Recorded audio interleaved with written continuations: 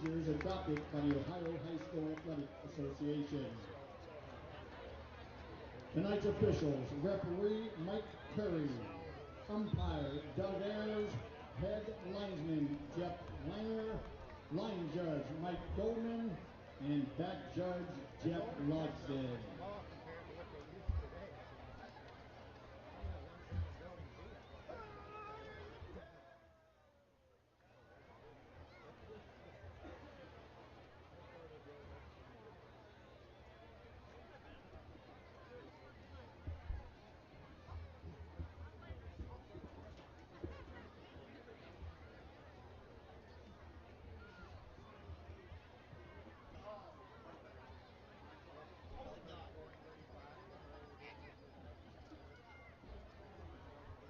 We'd like to thank Quaker Steak and Lube and the press box crew this evening.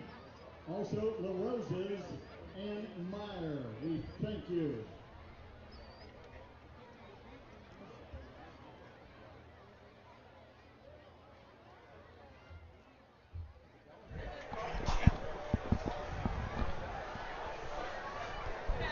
The views and opinions expressed on this program are those of wearecolerain.com and do not necessarily represent those of Colerain High School, the Northwest Local School District, or the Colerain Boosters. Thanks for tuning in and enjoy the broadcast.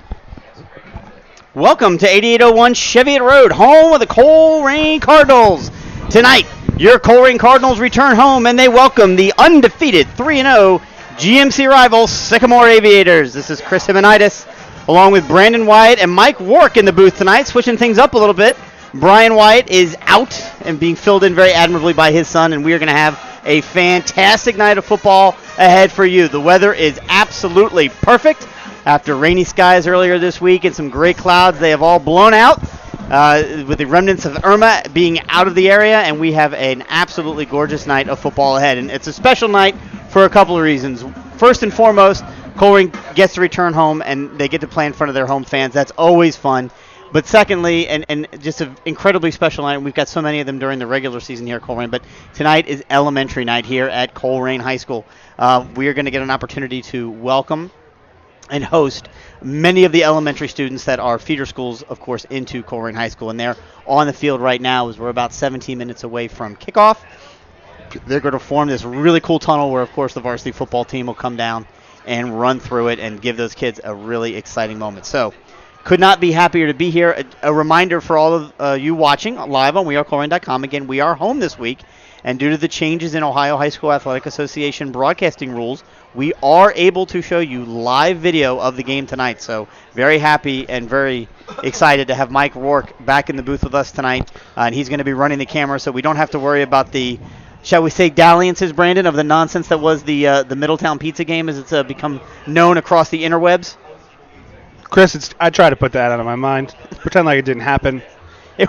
Try to be an adult in the room, and I'm surrounded by children. Yeah, it was a bit of some fun debacle at the end of last week's Middletown game where we got a little excited with the camera. Mike is here, and he's going to keep us all on the straight and narrow. So on the field, of course, we've got Jason Helfrich doing all of our Twitter updates. We've got Alex Kaiser, who's manning our Snapchat stories.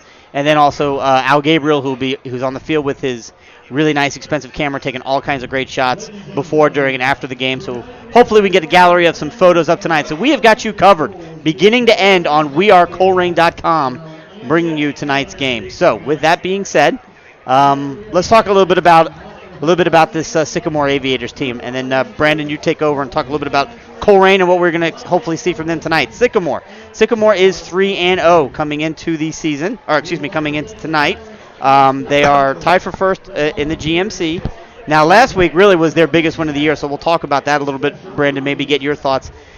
Many people think they've got this hex over Mason. Mason and Sycamore clashed last week. Sycamore won fairly convincingly, 21-7, and I think a lot of people were surprised by that outcome. Did that surprise you at all? Not necessarily. We know the Sycamore Aviators can play good defense, but we weren't really sure. I mean, their level of competition in weeks 1 and 2, if Colerain had the most difficult schedule in the city, Sycamore might have had the easiest schedule of the first 2 games of the year. But they proved that they're legitimate last week, taking care of a fellow GMC and playoff team from last year. Absolutely. So we're going to take just a brief pause here. We'll go silent, at least on our headsets, so we can listen to the Colerain High School Marching Band's rendition of our national anthem.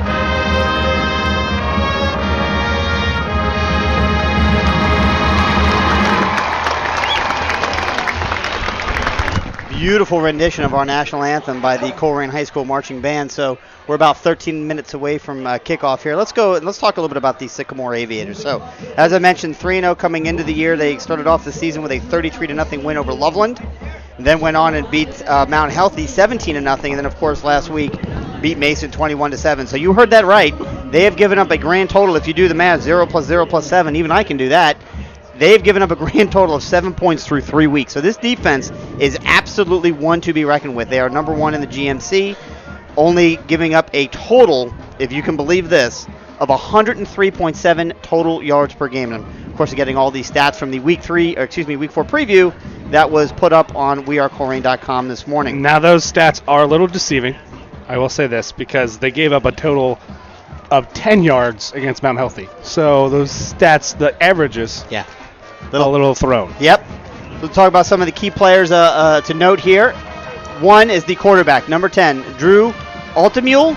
I think that's how you say that, maybe? That's how we'll go with it. Altamule. He's a sophomore. He's 6'2", 205. So he's a young man who hopefully our experienced defense is going to have a good opportunity tonight to get some pressure on. Now, he was injured in last week's game. Replacing him was a senior, John Malik, number 1, a 5'7", 160-pound senior. So certainly a lot smaller young man. However, a lot more experience, and he helped to lead that victory over Mason. Yeah, Athamiel is more your prototypical quarterback. He's going to sling the ball around. When Malik came in, he was more of the, just running quarterback and run the option. But Mason got caught on that, and he had 2 long touchdown passes that were really the big scoring plays to break that game open. Jordan McConnell, number 2, is another sophomore, 5'7", 150. He's got 156 yards rushing so far in the year and 4 touchdowns. So we'll look for Jordan around the goal line. And then the last player on offense, number 41, the wide receiver, Myron Williams, a 6'1", 185-pound senior, already 119 yards and 2 touchdowns early on this year. So I imagine Javon Hicks will be matched up on him when Colerain is on defense. Yeah, Myron Williams is the guy who had those 2 long touchdown catches from Malik last week. Defensively, there's a couple of different names. We won't go through all of them. We want to have some time to go over our Colerain team, but obviously the one that you're going to hear a lot tonight, not just on the defensive line, but also on the offensive line as well, is number 70, Tate Goodyear. He is a senior. He was I believe, a first-team All-GMC selection as a junior. He's a senior this year, 6'4", 275 pounds. Brandon, he is a beast in the middle. Yeah, and he's also committed to the University of Yale, or Yale University. So we know he's also a pretty smart kid there in the middle, and it'll be interesting to see how much he does play on defense, because we know the Colerain up front, they don't really want to push you back necessarily. They want to cut you down. How many times, especially over the nose guard, over the center, how many times he's just going to get cut block over and over again.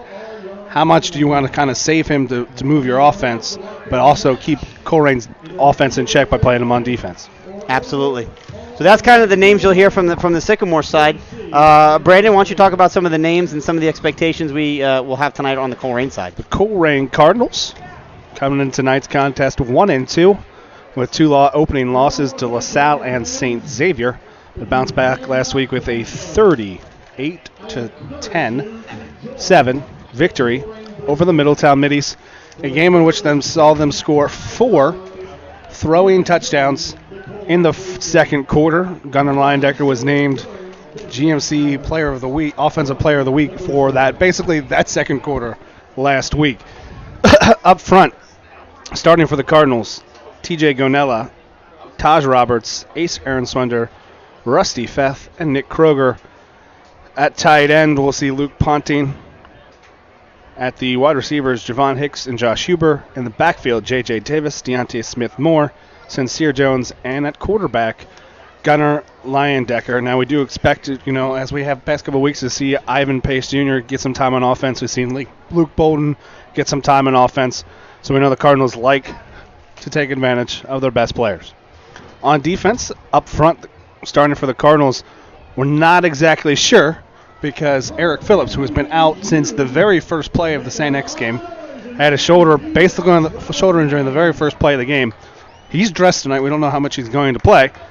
But if he doesn't start at outside linebacker, then Ethan Stout goes back to middle linebacker and Luke Bolden moves to the outside. But expectations are that Eric Phillips and Ivan Pace Jr.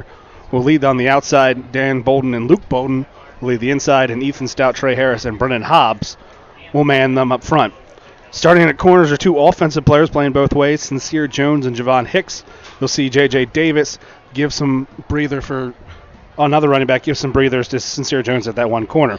Safeties, Jakari Patterson, the man who had his first varsity touchdown last year and has been very impressive for a first-year starter for the Colerain Cardinals.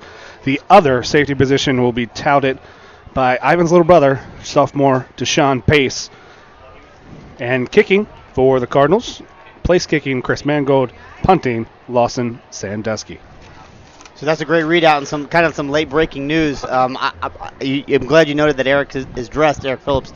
The expectation I heard from the coaching staff is that he will be back tonight and he will play, possibly even start. So that would be great news. It's not just, it makes a very big difference because having that extra linebacker, starting linebacker, he makes a difference in the fact that you can use Ivan Pace more on offense. If you have Eric Phillips, the man on those linebacker positions, that means Ethan Stout doesn't have to try to substitute. You're not managing as many positions on the defense. It also means you have an extra weapon on offense because Eric Phillips was last year's starting tight end. When they go 5 wide, they'll line him in up at the other tight end. So he's another offensive weapon. So it really helps the Cardinals on both sides of the ball if Eric Phillips is healthy. We've talked about it all year and how this year Coach Bolden, both through need and just through talent on the roster, has really moved to a much more heavier use of two-way players, more so than I think we've ever seen listed and actively used in games with as many as 4 or 5 guys going both ways. Obviously not what you want to do because you risk injury, and if you lose one of those guys, you effectively are losing 2 positions on the field, not just one, and we've seen that the past couple of weeks and losing Eric Phillips. And like you said, it's both out of necessity.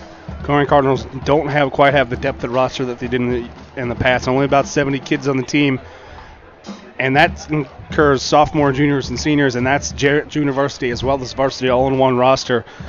But it's also talent. Good point. You have Eric Phillips, Division I talent. You have Ivan Pace, arguably one of the most talented players we've had in a long time. And you got the Bolden boys who probably just come in on offense just to be big and go hit people.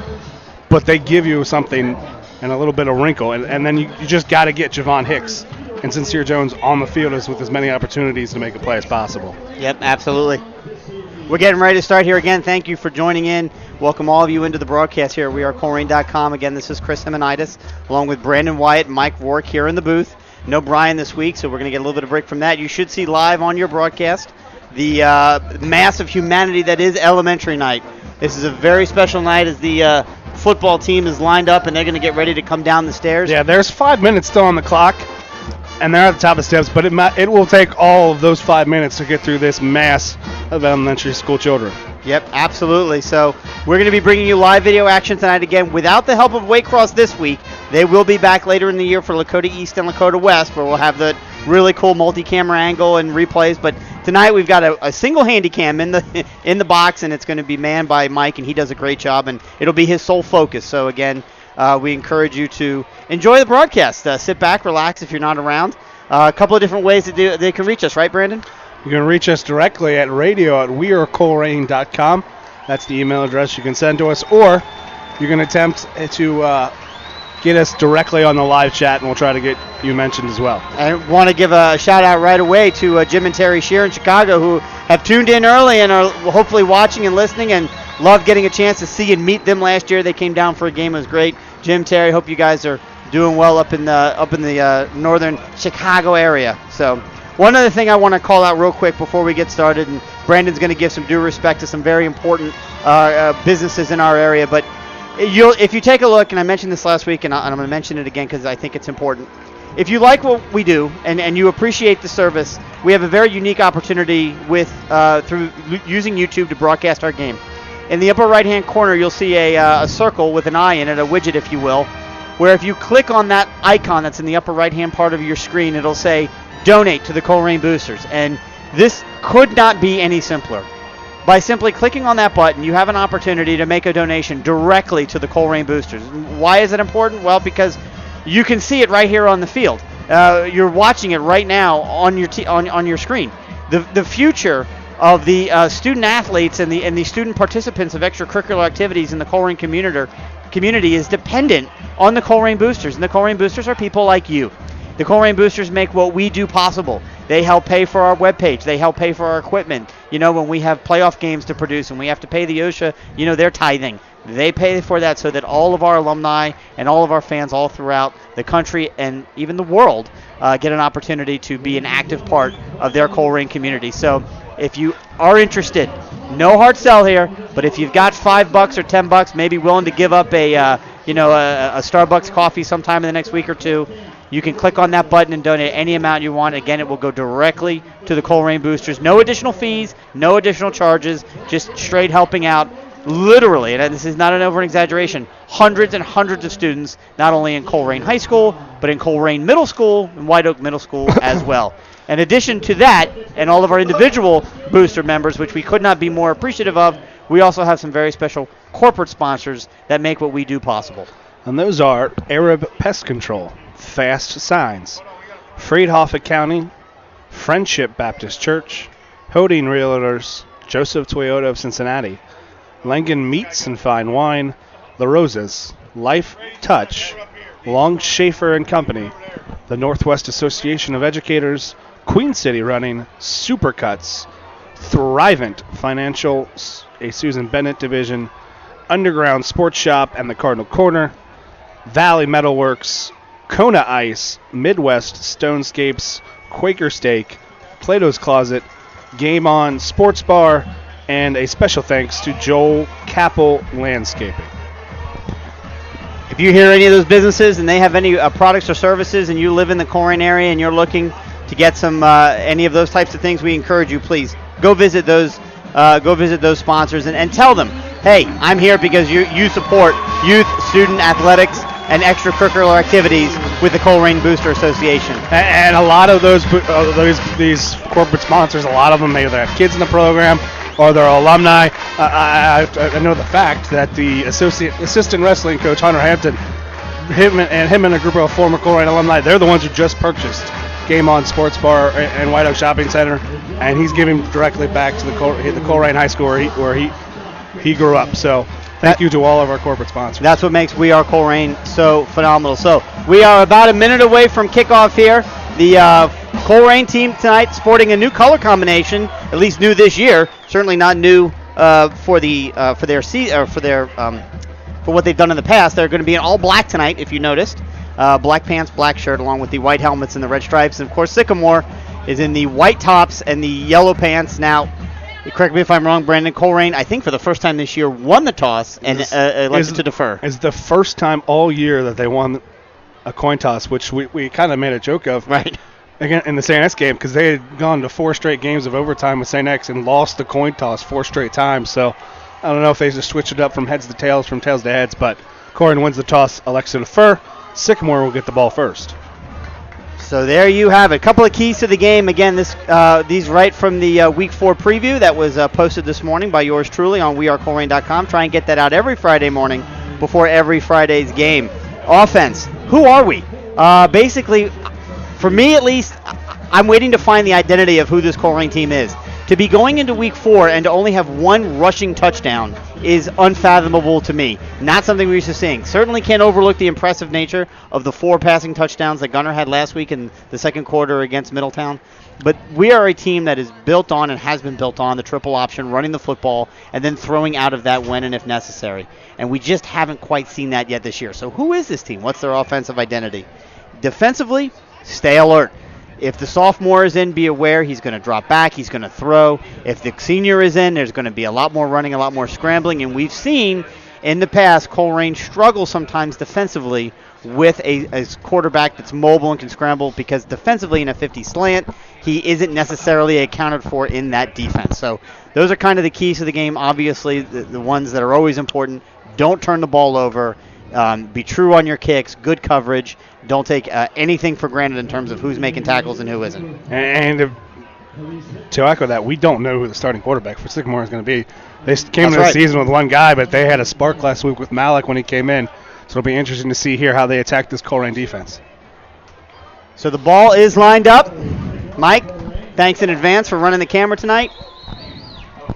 Getting ready to kick off here from the 40, and we are underway. Ball is in the air, caught inside the 5-yard line. Taken out to the 10, the 15. There's a good tackle. First man on the ball, number 4, Danny Bolden, taking down the Sycamore return man, and there's a flag right away. And Khalil Hicks with the return. He's the star corner, senior corner for the Sycamore Aviators, and he just got a hand by Dan Bolden on the return. Brought him down. He had some open space, but he's tripped up at the 15. And a personal foul face mask is called away from the ball. So that 15 yards will add it, and the Sycamore Aviators will start at their own 30-yard line. So not the way you want to start off on special teams if you're the Cards, but no great harm or foul there. So it'll be officially the 31. And it'll be Drew Altamule who will be lining up in the shotgun at quarterback. So again, this is a 6', 2-inch, 205-pound sophomore. Not very experienced, but one that we're definitely going to want to keep an eye on. That's a fairly good-sized offensive line, wouldn't you say, Brandon? And you know they're going to want to run by. Oh, nope. Now there's confusion. They're walking the other way. Nope. Just remarking the ball. We're good to go. So I'm sorry, you were saying about the offensive line? You got to think they're going to go to right side a lot behind right tackle Jonathan Goodyear. Goodyear, excuse me. All right, so here we go. In the shotgun, takes the ball, does an easy handoff right to the fullback, who's met right in the line of scrimmage.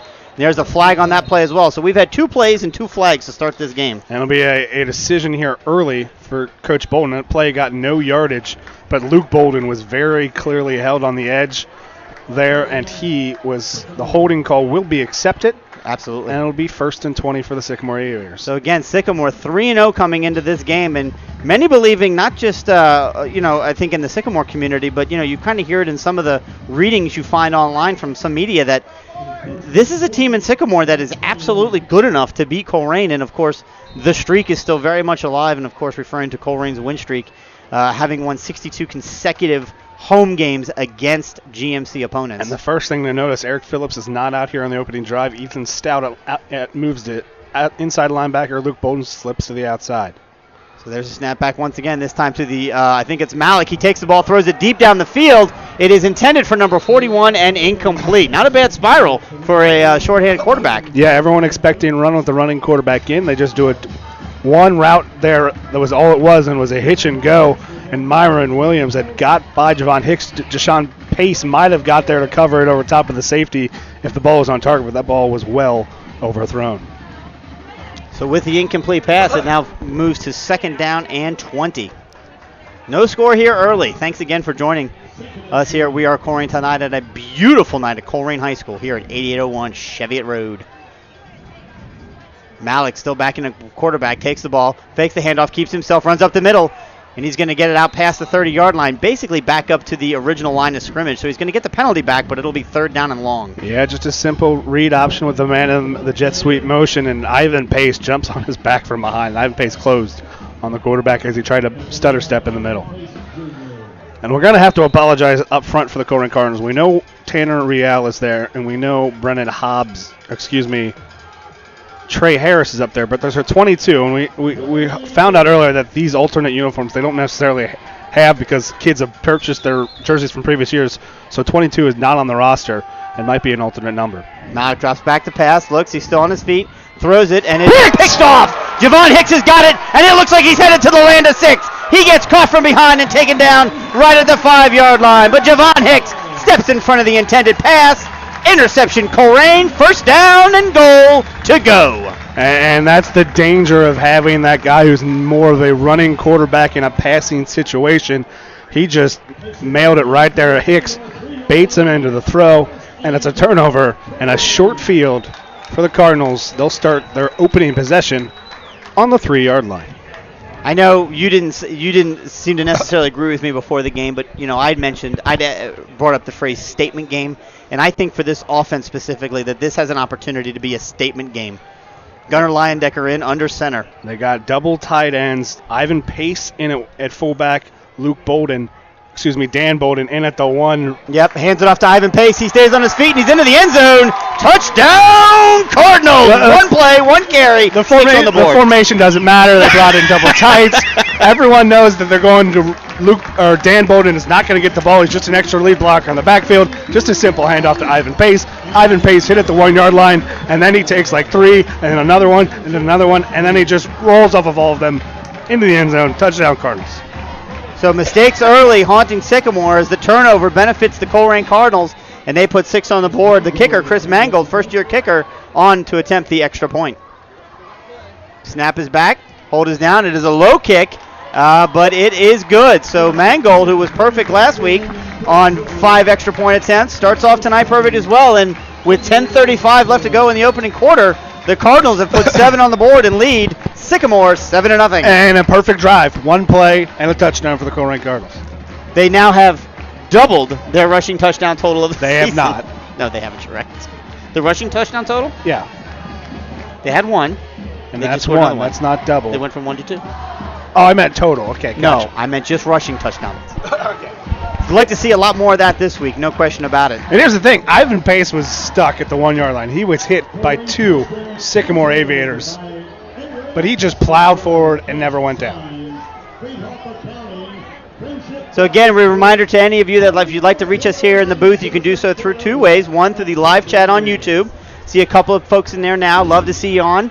Let us know if you're an alum, where you're watching from, maybe what year you graduated. You can also, of course, reach us via email at radio, R-A-D-I-O, at wearecolerain.com. Love to hear from the listeners. Sycamore faithful streaming in a little bit. Well, I got to think they didn't expect quite the traffic we got. Elementary night causes some traffic problems. Yes, it does. So you got to expect that. They got here probably on time they would think reasonable, but they did not, in fact, get here on time with all the traffic caused by elementary night. So there's the kickoff one more time, second time for the Colerain Cardinals, and once again inside the 5-yard line. Taken out to the 10, the 15, the 20. I tell you what, he got all the way out to the 24, 25-yard line, but as soon as he got there, he got hit by 3 Cardinals, and he got hit hard.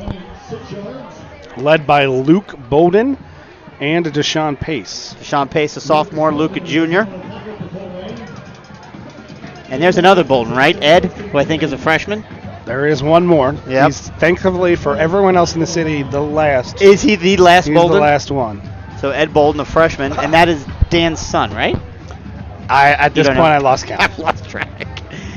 Props to the freshman Cardinal Baby Birds this week. They went 4-0 on the year, and they beat Sycamore 20-14 on a last-second touchdown. Snap is back. The sophomore quarterback is back in there. Number 1, Malik takes it. He tries to stiff arm, but unfortunately, that didn't work out well for him. A 4-yard loss on the play. And Ivan Pace Jr. there right away, and Malik got a little bit excited there. He got by Ivan Pace Jr., but Ivan Pace slows him down enough, and Jakari Patterson cleans it up. Jakari Patterson, to your point, maybe one of the defensive MVPs so far this year, is really having kind of a breakout season as a junior, correct? Both him and Deshaun Pace, the new starters in the secondary, have done a fantastic job this year filling the holes left last year from Beaver and Javon Beaver, Hicks. Jones, Amir Reep. Deontay Jones, that was the name I was Deontay Jones, yeah. Snap is back. This time one more time. It's a sweep the other way. Number 2's got it, and he's going to get it out. Past the line of scrimmage up to about the, looks like the 29, maybe the tip of the ball be on the 30. Be third down. Third down and a long 6 for the Sycamore Aviators. Sycamore looking for their first down of the evening. We'll call it a long 5, short 6. They certainly are bouncing back and forth from those quarterbacks. Again, right now they've got in number 10, Drew Altamule, who's the sophomore. And behind him in the backfield is number 2, Jordan McConnell, who we referenced earlier. Snap is back, he drops back, looks to pass, got it. Rolls, tries to find some room. He's going to go down. The young sophomore just unfortunately held on to the ball too long, and you just can't do that against this Colerain defense. And it's just a simple little 2-man route, and they tried to run a rub into the flat, try to get a man open, but a good job by Sincere Jones, stays home, not beat by it. And the Cook underneath covered by Deshaun Pace, and the Colerain Cardinals force an Aviator 3 and out. Well, at least for the Aviators on that particular series, it didn't end up with a pick, almost 6, where the Colerain Cardinals basically had to go 3 yards for their first score. So they'll get an opportunity here to punt. Back to receive. Is that Javon? I can't see him standing right. It's Javon Hicks back to punt. Jeremy Pells to kick it for the Aviators. It's a high, long punt. Hicks is going to go over his shoulder, catch it, bobble, picks it up, still on his feet. And he's all the way back at the 10-yard line. Let's see if he can get away from this guy. There's a bad situation for Javon trying to make the best of it. He's going to get it out to the 20-yard line. So that's not bad given the fact that that was a fantastic punt by the punter. A lot deeper, I think, than maybe what Colerain expected it to be. They'll have it first down and 10 with a 7-point lead with 8:11 to go in the first quarter at the 10-yard line. Yeah, Hicks, though, is going to have to get a breather. He ran about 150 yards to pick up 10 yards from one side of the field to the other, running back to go get the kick, then collect it, then ran back and forth. Only first down for the Colerain Cardinals.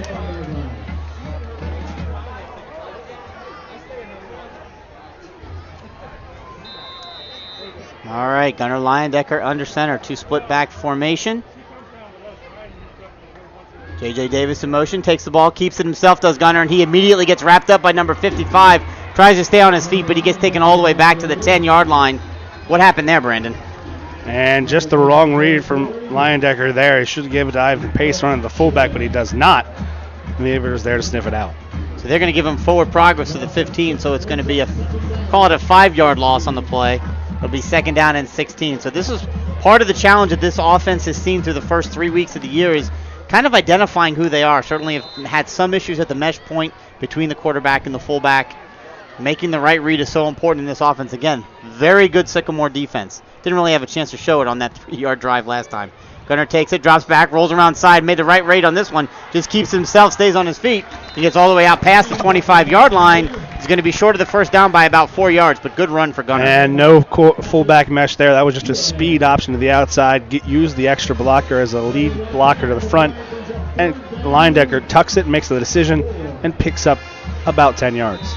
So it'll be third down and about 4 yards, third and 4. Have to get to the 31-yard line. Yep, so they're at the 27. So big play here for this Colerain offense. Got to have 4 yards to get the first down. Sincere Jones in motion. Gunnar takes it, rolls around right, keeps it himself. He's going to have enough for the first down. He's into the open, out past the 35-yard line. They're going to mark him out of bounds right at the 37, it looks like, and it'll be a first down for the Cardinals. Exact same play the other way, just fullback becomes a lead blocker, just a speed option, and then again, Leyendecker takes it and just goes straight forward. Special shout out to Nick Bruner, a 12th grad who's doing some work down for the UC game, an alum. I'm so happy you get a chance to watch this game live while you're getting your work down there. We also had, can you flip back to that mic? Another shout out to Trisha Fights, class of 89. Go Cards. Thanks for joining in and watching, Trisha. Appreciate it. And at the email address, again, radio@wearecolerain.com. Lenny Lopez listening in from Corona, California. Mark Strong also listening, former booster president. Thanks a lot for continuing to stick with us. Glad to hear the audio is a little bit better.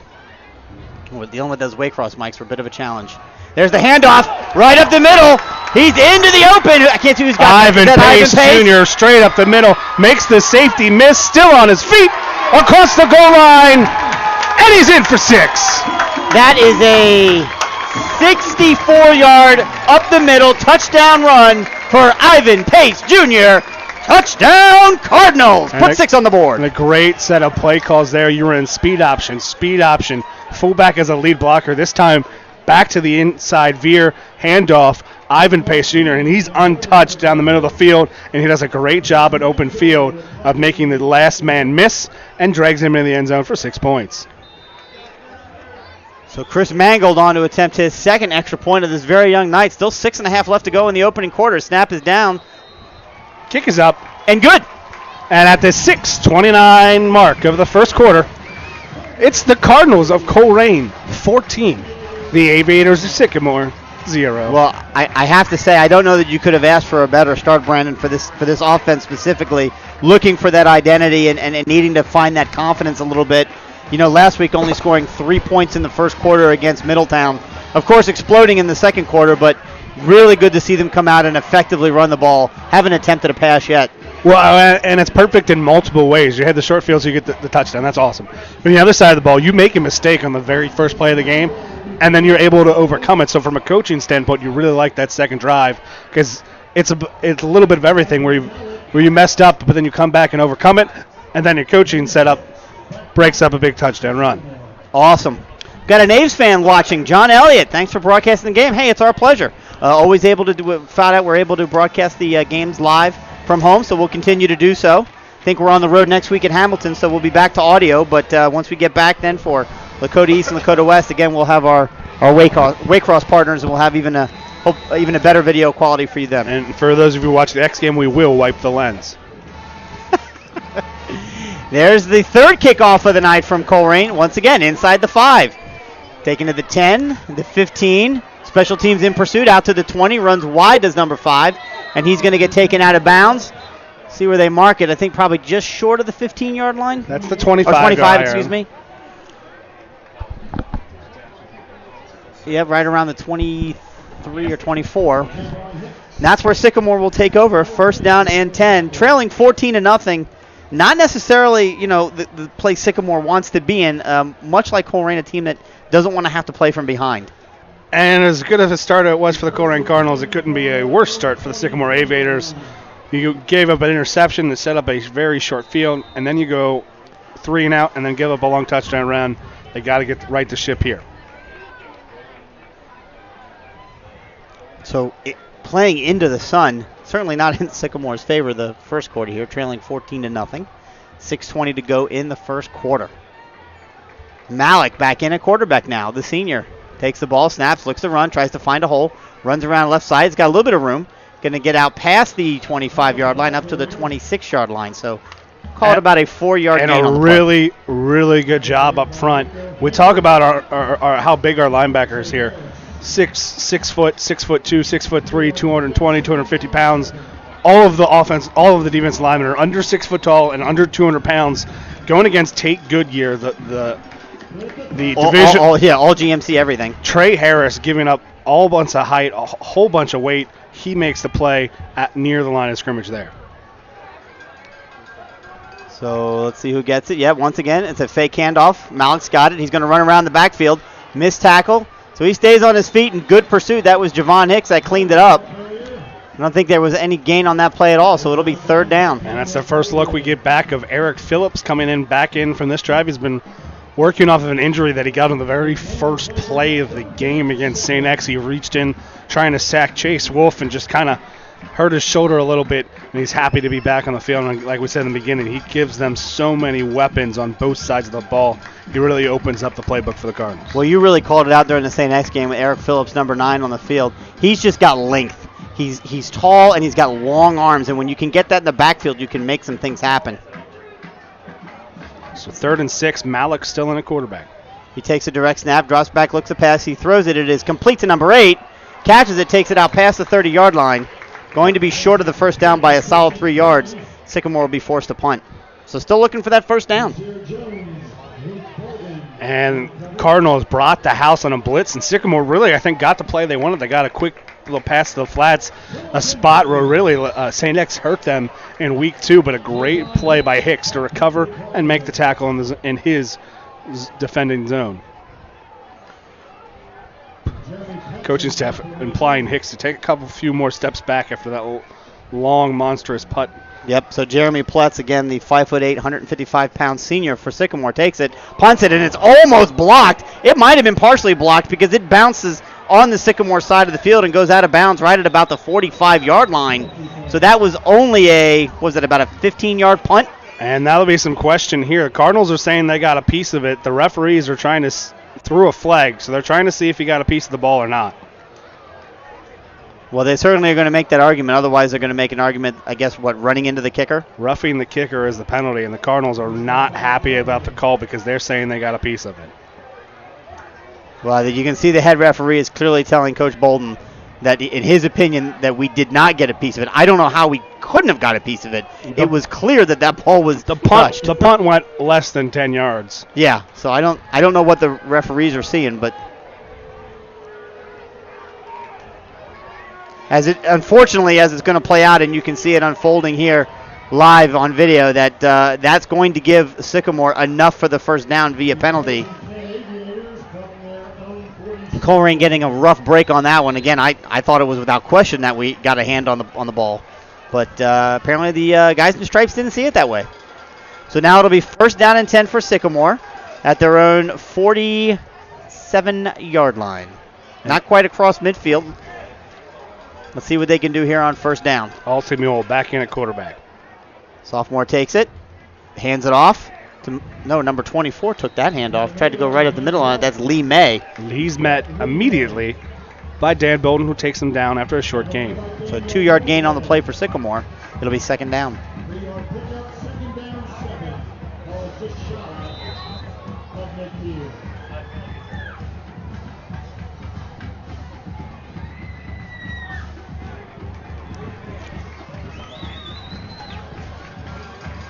Altamules, yep, still in there, quarterback.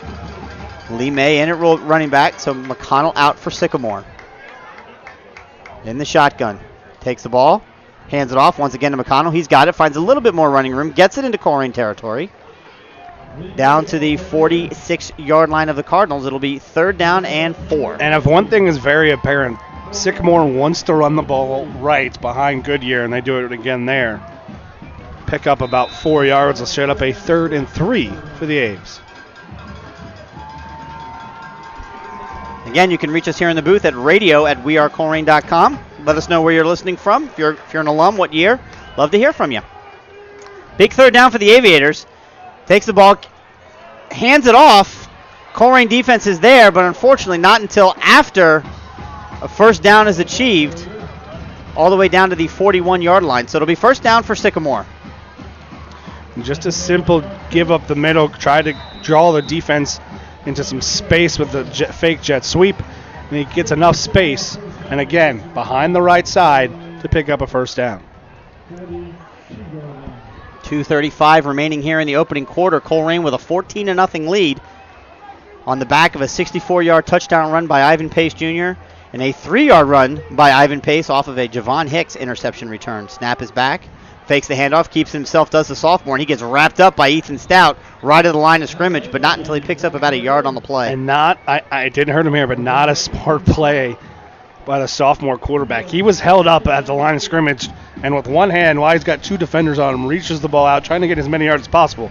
Didn't hurt you there, but if he keeps doing it in the future, Cardinals throw a hand out there, he loses control of the ball. Yeah, I can see doing that if you're trying to stretch for the first down. Not maybe. Trying to stretch to make it 2nd and 7 instead of 2nd and 8. Exactly. Second down and 8 now for the Sycamore Aviators. Under 2 minutes to go in the opening quarter.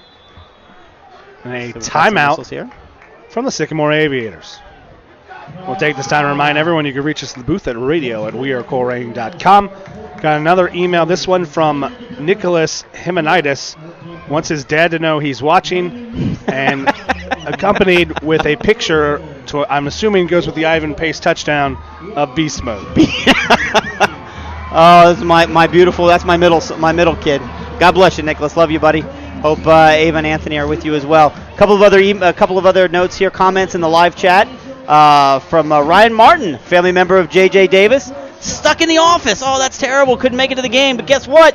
You're practically at the game because you get a chance to watch it live. So thanks a lot for tuning in. And again, take this opportunity to point out to all of you, if you take a look in the upper right-hand corner of your screen, you'll see a little circle widget.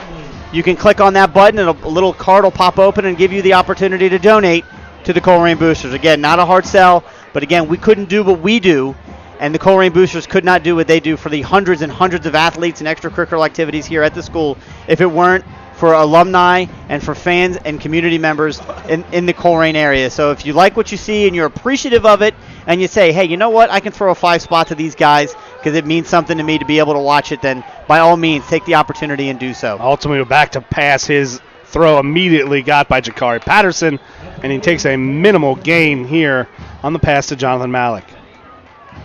So it'll be 3rd down and about 4, maybe 5 yards to go. 5 with that mark. I thought he got a little farther than he did, but he goes out of bounds at the 36. I thought he got to the 35.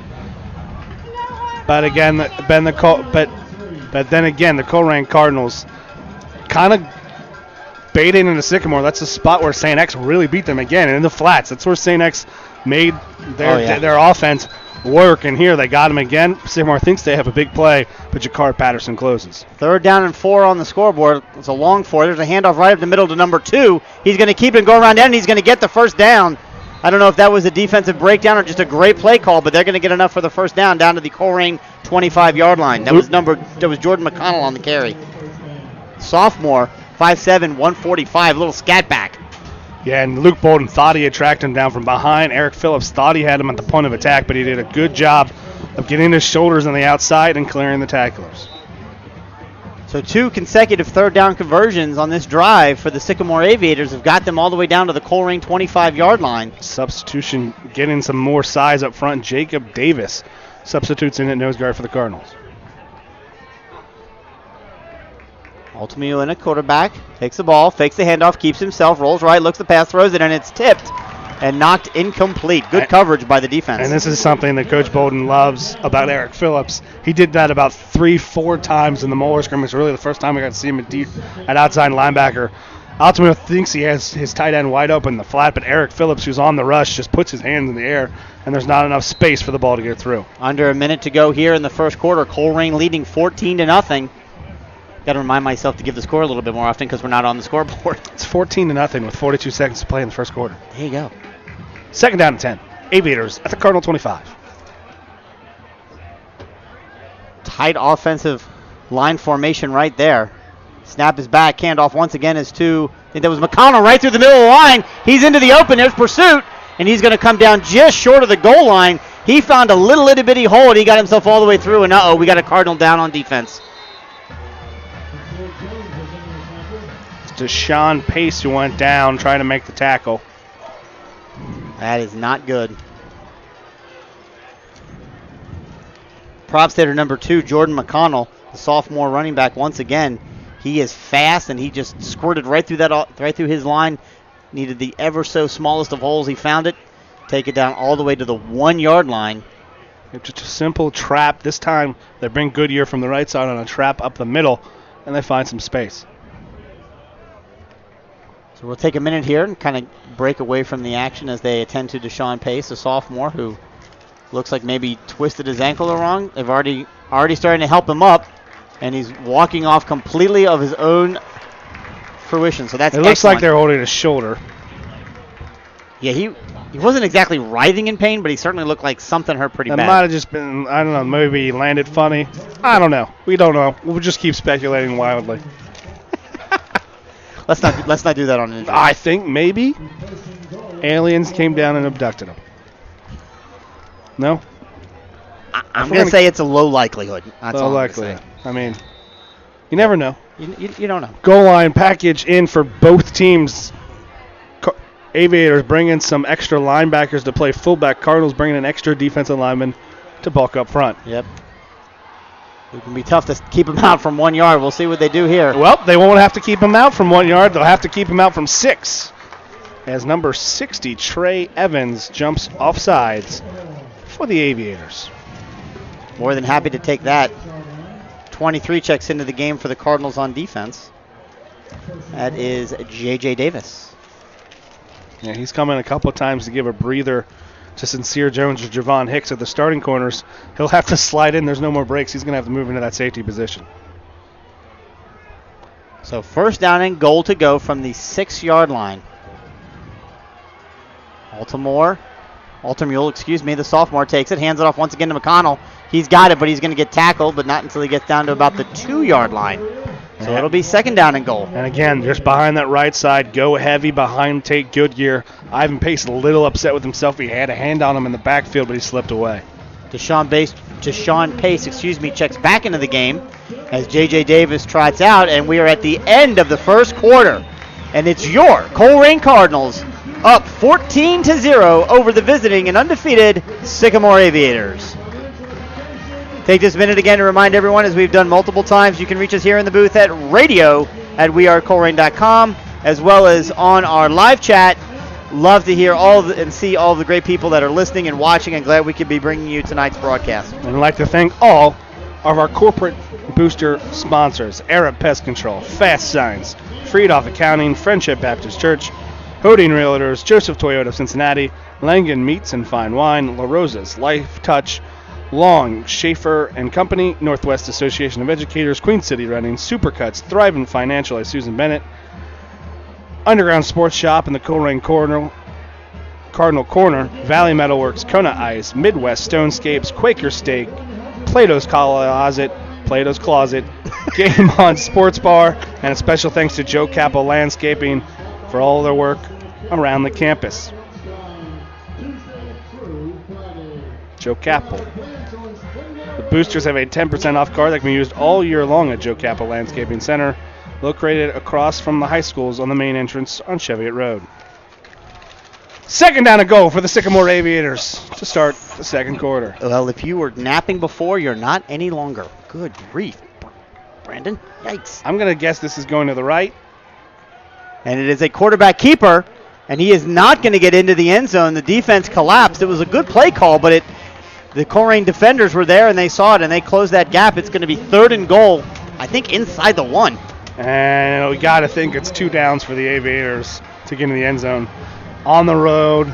Down 14? Down 14 points. You haven't really got anything going so far. You got to think this is 2 down territory for the Aves. Yep. Watch number 70, Tate Goodyear on right end. Yeah, it's hard for any defense to keep somebody out from inside the 1. Let's see what happens here. Fake handoff. He's going to keep it again. The sophomore gets it. Looking for a signal from the referees. Short. If he's short, he can't be short by much. And that was just hat on hat. Same exact play. You run a little trap to the left side. Fake it on the jet sweep. Athamule one-on-one. Wow. In the hole. Dan Bowden met him and hit him right away. And he is going to be held short. 4th and goal for the A's. And you know what? Regardless of how this particular series ends, the Colerain defense has really stepped up the last few plays. Well, they've got number 1, Jordan Malik, the senior, out at wide receiver. The offense is staying on the field for Sycamore, so to your point, you called it. They're going to try and get this in. A heavy load on the left side. The sophomore takes it once again, and he's going to dive. And he is short. They got him short again. Unbelievable. The Colerain Cardinal defense has stopped Sycamore from inside the 1-yard line on 2 consecutive plays, and the ball is turned over on downs. First down, Colerain Cardinals. And on 4th down and goal, no play fakes. Athamule takes the shotgun snap behind 2 fullbacks and just tries to dive over the top. Cardinals stop the pile from moving forward. Linebackers don't let the leap over the top of the goal line. And it's a turnover on downs. The Colerain Cardinals with a goal line stand. What an unbelievable defensive stand by this Colerain Cardinal team. Inspired. You see Daniel Bowden coming off, trying to get this crowd fired up and pumped up, cheering for his teammates as well as his cousin Luke, who's also coming off the field. So that's big. Now, equally as big, Gunnar Leyendecker has got to find a way to get out of that end zone. Takes the ball. It's a quick handoff. It's up the middle. Ivan Pace literally just running over people. Takes it out past the 10-yard line. That's going to be enough for a first down. Beast mode. No other way to put it. I think my son nailed it. And you think, what do you do? You just hired Ivan Pace. He got 2 yards, then knocked off a tackler, then knocked off 3 more, and it took 4 of them to finally bring him down. He's a junior, but he might not be a bad little football player. He's pretty good. He will come out of the game, and I don't know if Deontay Smith-Moore is hurt or there's some, but in at fullback now is Hamza Abdul in a fullback. Gunner under center, takes the ball, rolls to his right, looks, keep it. He's going to try and get around the line, trips over a few. He's going to get some positive yards. 3, maybe 4 yards on that first down run. Officially 5. 5 yards on that first down run. So I'll take 5 yards on first down every time. And just as simple again, they run the speed option. Fullback turns into a lead block to the edge, and it's turned forward for a first down. Or excuse me, for a first down gain. Any chance we can get a tighter shot? We can try. Can you work on that? Look at that, taking direction from the listening audience. Nick asking for a little bit of a tighter shot. Whatever they ask for, don't wipe the lens. Yeah, just don't do that, right?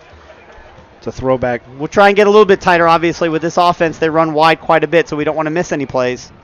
Under center is Gunner, takes the ball, fakes the handoff, keeps it himself. A seal block on the outside. Oh, I probably should have cutted that in, but gets all the way out to about the 28. It's going to be enough for another Colerain Cardinal first down. Hamza Abdul, maybe not. Just in for Deontay Smith-Moore. Maybe they're giving Sincere Jones a break on the running back because Deontay Smith-Moore lined up at wing back there. He led that block, and he pancaked his man downfield, opened it up for Gunnar Leyendecker. Great block up front by Deontay Smith-Moore. 9:05 left to go here in the first half. Colerain up 14-0 on the Sycamore Aviators. Driving again. Gunnar once again takes it. Fakes the handoff, keeps it himself. Probably should have handed it off that time. Tackled in the backfield for a 1-yard loss. It'll be second down. Yes and no, but that's a really good play by Johnny Bothan. Yep. As the Sycamore all-GMC player, Tate Goodyear, a little slow to get up. Bothan, I don't know if Leyendecker made the wrong read, but Bothan basically jumped over the fullback and tried to tackle Leyendecker as part of the play and succeeded in doing so. So second down and 10 officially. At least that's what it says on the scoreboard. Probably 9.5. Probably closer to 9.5. Gunner under center. J.J. Davis in motion. He drops back, looks to pass, throws it out. Intended target, caught, received. First down, out past the 45-yard line. First down, Cardinals. Deontay Smith-Moore, and they run that little play action off the fullback, and everyone's expecting them to go over the top to Javon Hicks, and Deontay Smith-Moore just slips out into the flat and picks up the first down. Would you call that a high percentage play? I mean, it's almost like if you took the triple option and stopped the quarterback and threw it forward. Instead of him running that way, he just throws it that way. Little confusion here. Okay, we have a timeout for an Aviator to tie his shoe. But we don't want people running around without shoes on. And that's one of those ones where normally if there's an equipment issue, they make you go off. But if it's like, you can fix it in like 10 seconds, you're good. Tie it up, big guy. All right, here we go. First down and 10. Colerain on their own 45-yard line. Up 14-0. Gunner once again under center. Man in motion. Gunner drops back, looks to pass. He's got a man open, J.J. Davis, but he's going to keep it himself. He's going to fall forward for about 1 yard. Could he have hit J.J.? It looked like he was. Yeah, J.J. Davis was not open in the original route. That's why he didn't hit him. Again, play action looked to kind of hit both of those guys on slot up streaks up the middle. Not there initially. Gunnar Leyendecker didn't have the protection to kind of let that develop, and he just tucks it and picks up what he can, about 3 yards on the play. Javon Hicks comes out and gets some water. Well, he's playing both ways, Chris. He's probably kind of tired. Probably. 7:35 to go. Second down. There's a straight handoff right up the middle. Good play by the defense of Sycamore, but 4 solid, maybe 5 yards picked up on the play. It's going to be 3rd and 4. Here's the thing. Who was that? Was that 60? Number 60. Yeah. Trey Evans. He had Ivan Pace tackled in the backfield. Here's the thing. Ivan Pace is pretty strong, and he carried him for 4 yards. And how big is Trey Harris? He is 6 foot. Nope, he's 5'9", 250 pounds. That's a big boy. J.J. Davis in motion. I thought maybe they might got a free 5 yards there. It's officially 3rd down and 3 on the 48-yard line. Just under 7 minutes to go. Takes the ball, hands it off, up the middle. Pushing forward is the fullback, and he's going to get enough for the first down all the way down to the 43-yard line. Ivan Pace is brought down by 6 Aviators there, but not before he picks up 5 yards. And it'll be interesting here. Your center, Ace Aaron Swender's helmet came off on that play, so he has to come out. He'll be substituted in. 63, John Hudson, is usually that extra lineman who comes in on heavy tight end sets, but it'll be a little difficult here. It'll be Aaron Swender is your center, so Hudson to Leyendecker for the first snap here to see if there's any issues. Daniel Bolden just checked into the game. Number 4. Here's what's going to happen. They're going to run right behind him with Ivan Pace. See, just like that. Ivan Pace takes it out to about the 41-yard line. Good call, Brandon. Hey, also got another shout out through the live chat. And again, thank you to all of you watching and listening. Big shout out from Bright, Indiana. Who's in Bright, Indiana tonight, big guy? There's Daddy-O's in Big Bright, Indiana. Hey, Brian. How's it going, buddy? We miss you. Not really. No, just kidding. Oh, my God. I do miss Brian when he's Oh, not my here. God. Chris was like 100 times more annoying in pregame without my father here. Oh, my gosh. I felt like there was my a certain gosh. gap in the room. It needed to be filled. There's a fake handoff by Gunner. He keeps it. Makes one man miss. Oh, there's a flag on the play. That's probably going to come back. Good run for Gunner. But I got a feeling that is in the area of holding. It's in the area of a high-low chop block. But, man, that was a really good play call. It was. The Cardinals, they've been doing that little turnaround fullback trap. This time Gunner keeps it, tucks it, and keeps it around the outside. He picked up enough for the first down, but like I suspected, a chop block is called. That means a player was high, engaged with a defender, and someone cut down low, which sometimes happens for the Colerain Cardinals who like to cut on the backside of plays. So it's a 15-yard spot penalty. So it was a first down in Sycamore Aviator territory, is now second and really long in Cardinal territory. Was that a loss of down? It is not a loss of down, but he picked up the first down. It's a repeat of second down now. Okay. So second down and 21, back into their own territory. That's a costly penalty for the Cardinals. But the way this offense has been moving, they're going to go shotgun. there you go. So J.J. Davis has got it on the sweep. He's looking for some room, and he's into the open. He's J.J. Davis! Holy moly, into the end zone. I don't see any flags. Touchdown, Cardinals. 55-yard touchdown for J.J. Davis. First and 10, second and 21. Whatever, give it to J.J. Davis. Gets a nice lead block by Ivan Pace Jr. Hits the space, hits the jets, hit that turbo button R2, past all of the Sycamore Aviators. Got his feet up high running. Yes, he did. That was the key right there. Kept his feet, stayed in bounds, and he's in for 6. That's the kind of breakaway speed and movement in traffic that, at least in my estimation, we've not seen from JJ yet this year. That was a great run. Best of the year by far. Mangold on to attempt the extra point. Oh, it was a high snap. Got the hold down. Kick is up. And I'll tell you what, this Mangold kid, and I know that before this year, hard to believe by looking at him, never played a down of football in his life. Pulled him from the soccer team and said, hey, why don't you try kicking this oblong brown ball instead of that black and white checkered one? See what you can do. Because we just needed a kicker this year, and it's worked out absolutely wonderfully for both teams. And after that play, I said Ivan Pace was with the lead blocker. You saw Javon Hicks on the edge there with the block. You saw Deontay Smith-Moore on the edge with the block. And we talked about last year when they all got in the offense. They all started as sophomores. Deontay Smith-Moore, Sincere Jones, J.J. Davis.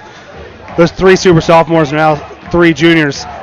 They're all best friends. And, you know, sometimes you get those, like, a talented backfield, and they kind of get, no, I want the ball. No, I want the ball.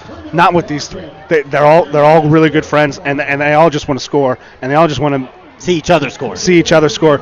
And the first thing I saw after that was Sincere Jones was giving Deontay Smith-Moore a hard time for not getting a proper block. Like, oh, you could have blocked him here and he wouldn't have been touched. So the 3 of them are just fantastic running backs for the Colerain Cardinals.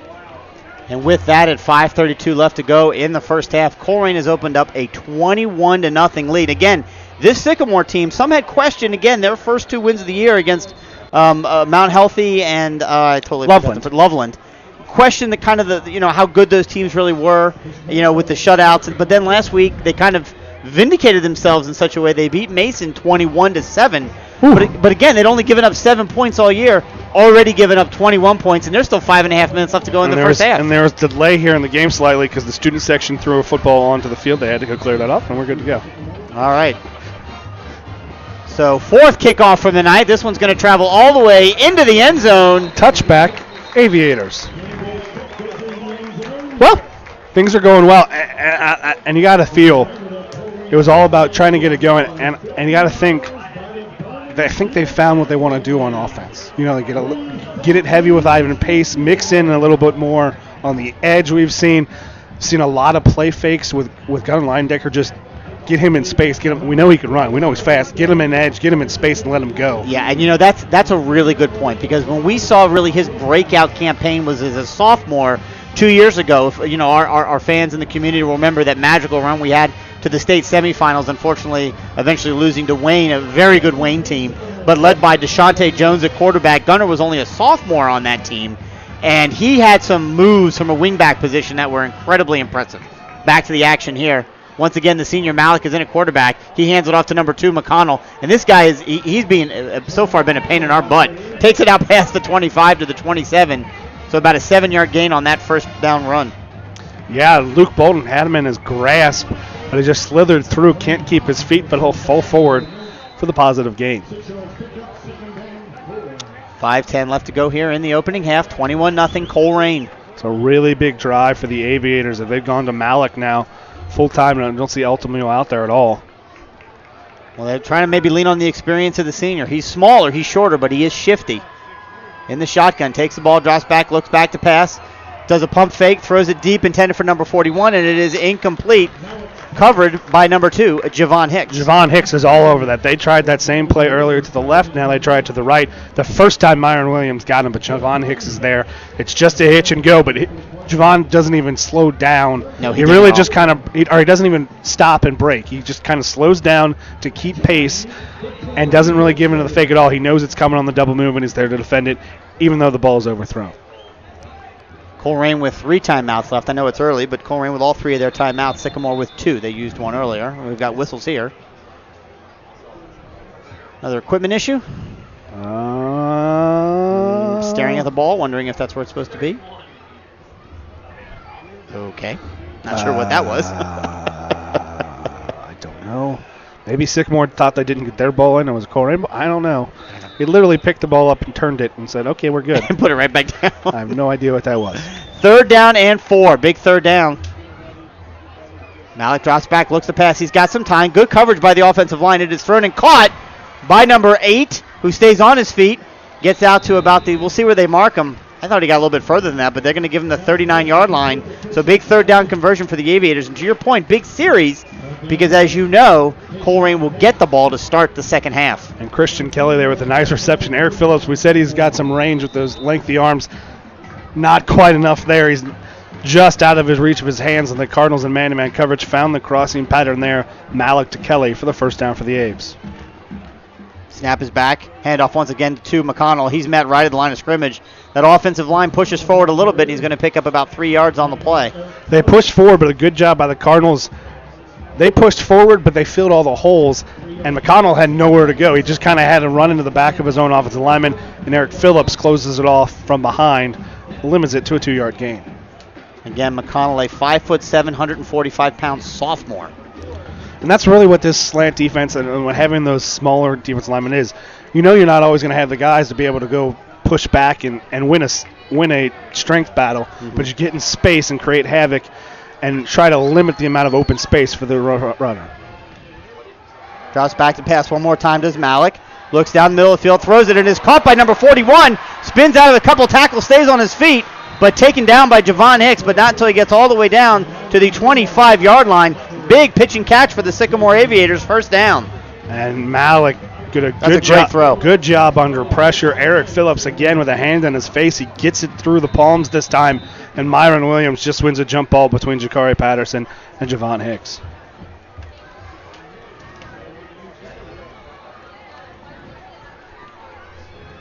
Let's see here, Sycamore, just go back here, averaging 23.7 points a game. So this is a team that has scored so far this year, 3+ touchdowns a game.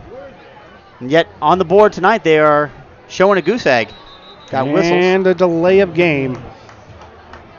The Sycamore Aviators appointed Dan Bolden like he was offsides. Dan Bolden was watching the play clock there, and he basically just timed it, jumped over the line, and all the Aviators are pointing offsides. That's not the call. It's delay of game on the Aves. So 5-yard penalty against Sycamore. They'll walk it back to the 30. The 1st and 15 at the 30-yard line. Again, trailing 21-0 to Colerain with 3:07 left to go in the opening half. And again, Colerain will get the ball to start the second half. So this drive is important. Malik fakes the handoff, rolls to his left, tries to find some room. He throws it across the middle, finds a wide open receiver. He pays the price, and he's hit. Deshaun Pace on the tackle. I think he's about just short of the first down. About 2 yards short, Yep. and just a simple little flood pattern. Receiver sits down in the open spot in the zone, and Malik is able to escape the rush and find the open man. So good pursuit and good wrap tackle by the sophomore, Deshaun Pace, on that play. Malik in once again, takes the ball. This time does hand it off once again. This time to number 24, Lee May. Not the former Cincinnati Red. That's enough for an Aviator first down inside the 15-yard line. 2:28 to play in the half. Just a reminder, as they reset the chains, we will step away during halftime. We'll get all of our stats, and we'll also work to try and pull together some stats from around the area, and we'll go over those. We'll come back with about 5 minutes left in halftime and have those for you. Hopefully we've got some halftime entertainment we'll put up on the screen so you get a chance to enjoy some of the marching band goodness. First down and 10 at the 13-yard line. Sycamore's got it. Snap is back. Pressure, and the ball once again is knocked down. Eric Phillips, the big hands got up in the air and knocked that ball down. And I'll tell you what, Ja'Cory Patterson is not happy about it. I mean, he's happy that they knocked the pass down. But if Eric Phillips doesn't bat that ball out, Ja'Cory Patterson has his second consecutive week with a pick six because he was there waiting for the pass in the flat the other way. Is he the one that immediately hunched over with his hands and kind of was like, oh, that was mine? Of course, not having eyes in the back of his head, Phillips doing exactly what he's trained to do as a linebacker and just bat that ball down now. So incomplete pass, clock stops, 2:01. Second down and 10 from the 13-yard line. Aves can pick up a first down without scoring. Snap is back. Oh, got more whistles. Little confusion on the side, and the Cardinals call a timeout there. It's a good call. I think there was some confusion in the secondary of who was supposed to be where. Cardinals like to flip. They just basically have Javon Hicks shadowing Myron Williams from side to side, and Sincere Jones was not on the proper side there. A little confusion with his safety. And if Sycamore got that play off, there was no one on the left edge. So the Cardinals call timeout at the 2-minute mark of the second quarter, leading 21-0. Aves with the ball on the Cardinals' 13-yard line, second down and 10. Chris? Yep. Anyone in the chat? Nope, nothing new. We've got some listeners in here, keeping quiet. Trisha and Ryan, Christian, all jumping in. Thanks, guys. Appreciate the comments. Try our best to get some scores from around the city and state. I would say probably the biggest game from the GMC perspective outside of this one is going to be that Fairfield-Lakota East game that's taking place over in Fairfield tonight. Lakota East, a bit of a surprising 3-0 coming into this week. Fairfield struggling a little bit. I think they sit at 1-2, so they're looking to get right on the ship as well. All right, second down and 10. Snap back, Malik looking. A little bit of pressure. He's going to keep it, and he's going to go down. The senior couldn't find a place to be, and number 55 takes him to the turf at the 25-yard line. Huge loss. He made a play earlier in the night. Trey Harris then again, and Aviators want to do a little wheel route. They run a little rub with the post and want to look for the wheel. Ja'Cory Patterson is there in coverage. Malik has nowhere to go. He tried to run away from Harris to get some space, and then he tried to cut it back up, and who's waiting for her? Trey Harris brings him down for the sack. Minute and a half left to go. Clock is moving. Both teams with 2 timeouts. And we get a officials timeout for... Do we know what? I don't know, but now they're starting the clock again. Who knows? So the Colerain defense now third down and 21, looking to be in much better shape. Looks like they've got 3 wide receivers split wide to the right, and Myron up to the top of the screen on the left. There's a bit of a pressure. Phillips is pushed down, and it is intercepted. Pass intended. See if I can get the number on that receiver. Who got the pick? Is that Deshaun Pace, and it's just a seam right, straight up the seam, and Deshaun Pace just plays it perfectly, picks it off. Momentum takes him into the end zone. It'll be a touchback to the Cardinals, who will have 1:08 to play. 1:08 to play in the half to work the ball to try to get more points on the board. Up 21-0 already. The Cardinals would love to get some points on the board, as we know they're going to get the ball back to start the second half. I think the pass was intended for number 8, Christian Kelly, a senior wide receiver for Sycamore. And that just kind of, again, goes to show the closing speed of this Colerain defense. If they can be in position, they can make the play. But again, I think people forget, we graduated, I want to say 9 defensive starters from last year. So, these boys have had their work cut out for them the first 3 weeks of the year, just kind of getting acclimated to varsity football. There's a handoff right up the middle. Stopped at the line of scrimmage, right at the 20-yard line. Now, are they starting at the 20 because the interception was in the end zone, correct? You're correct, sir. Okay. We'll see here what they do. They might just be willing to go into half up 21-0, knowing they're going to get the ball first. Yeah, I don't see a real sense of urgency here. Coach Bolden not using his timeouts. So they're going to be very content to run the football. And with about 35 seconds left to go here, maybe get one more play. Maybe they break it. I mean, we've seen a couple of long runs tonight, but Sycamore's playing it pretty tight. They're all within 10 yards of the line of scrimmage. Safety kind of drops back a little bit now. There's a speed pitch out to number 1, Sincere Jones, and there's flags all over the place. So. Well, something was not correct. Something was done badly or poorly because there's like every single referee on that side of the field threw a flag. It would appear as if someone broke a rule. You can't do that, as the student sections of many a team like to point out. Yeah.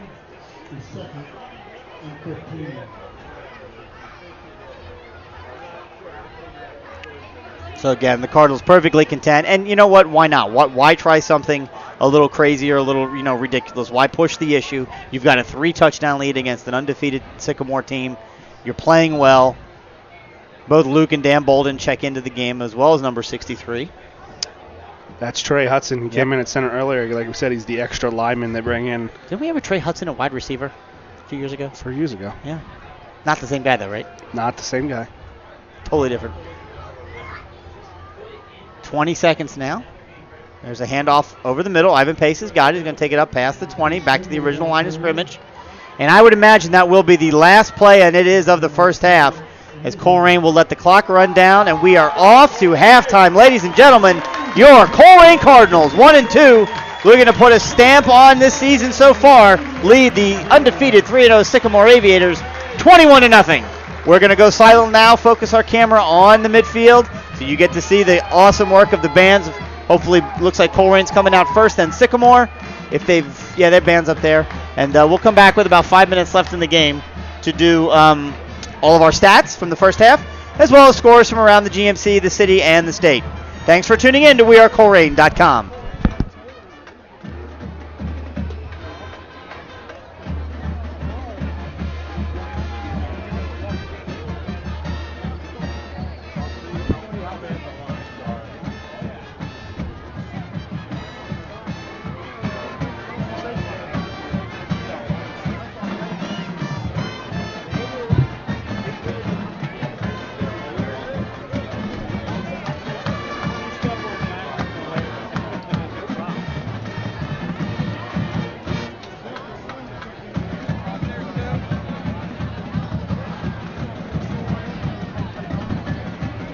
Rashawn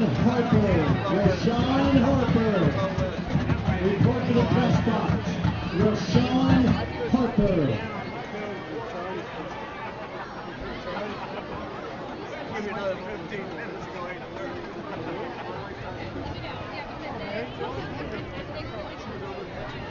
What the hell?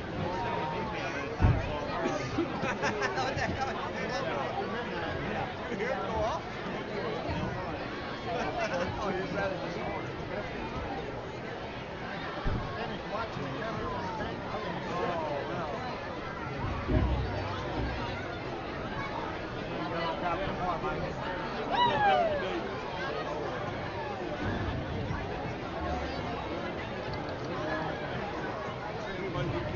Good evening, ladies and gentlemen. If you could direct your attention to midfield, please. Tonight is a very special night for Colerain High School in the Northwest Local School District. We would like to welcome the family of Mr. Robert Keith, a former educator for Northwest Local School District. Mr. Keith began his career in education in 1969, teaching and coaching at White Oak Middle School. Mr. Keith also served as an assistant principal at Colerain Middle School and as the athletic director, assistant principal at Colerain High School. He was ultimately promoted to associate principal at Colerain High School, the position he held at the time of his death in December of 1997. For the last 20 years, the Robert Keith Memorial Scholarship presented 2 scholarships to students who wanted to pursue a degree in education. Recently, the family decided it was time to set a permanent memorial in his name. Athletics was important to Mr. Keith. And tonight, we would like to recognize and say thanks to the Robert Keith Memorial Scholarship for providing Colerain High School with new permanent play cots and a new shot put area for Cardinals Stadium. And joining us tonight is Sandy Keith Stadmiller, the widow of Mr. Keith, their daughter Stacy, her husband Mike, their children Josh and Holly, and their son Scott, his wife Kara, their sons Jared and Brady. Also joining us to accept their donation is high school principal Jack Fisher, athletic director Greg Allen, head football coach Tom Bowden, and head track and field coach Sarah Chisholm. Again, we thank you for your generous contributions to Colerain High School.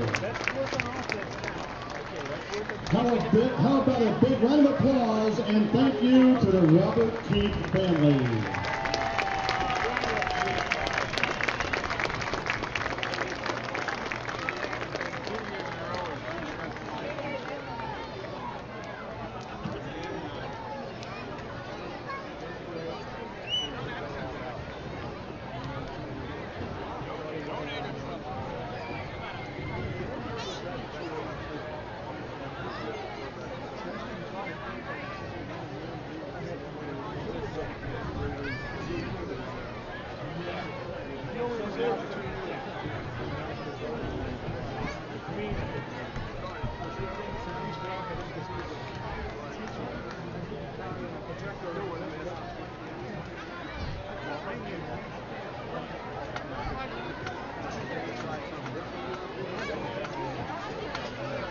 Ladies and gentlemen, presenting the pride of Colerain Township, the Colerain Cardinal Marching Band.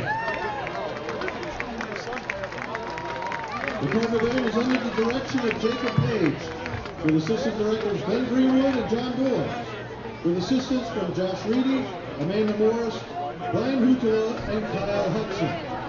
The band has a long-standing tradition of excellence in our community and strives to represent the Colerain family through a dedication to great musicianship and the performing arts.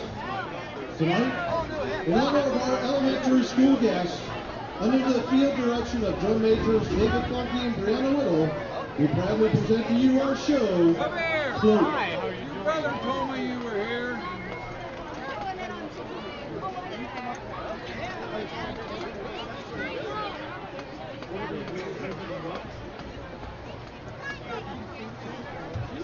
You picked up some of the craziest stuff. How you doing, baby? Yeah.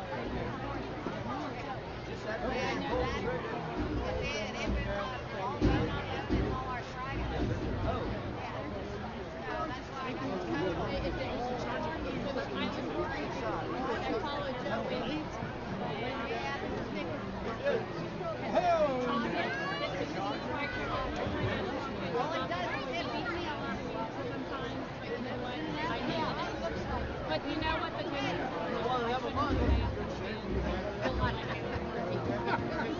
I couldn't do math. And he needed me.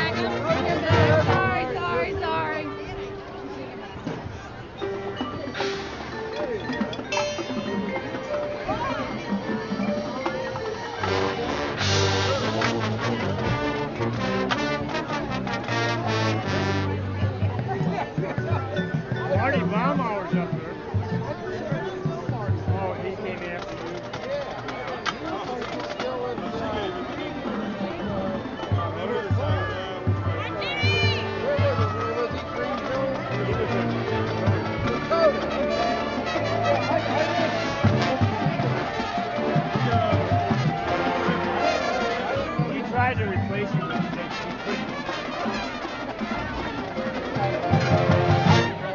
No, he didn't.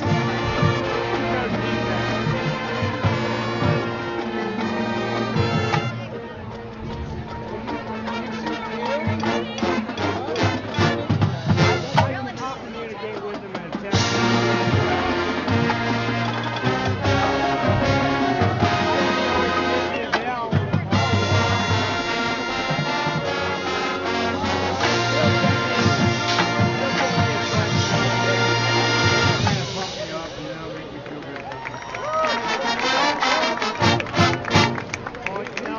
I feel myself, dude.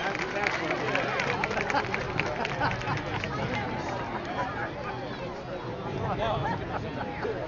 You feel pretty good. Thanks a lot, Steve. I always wanted you to say that.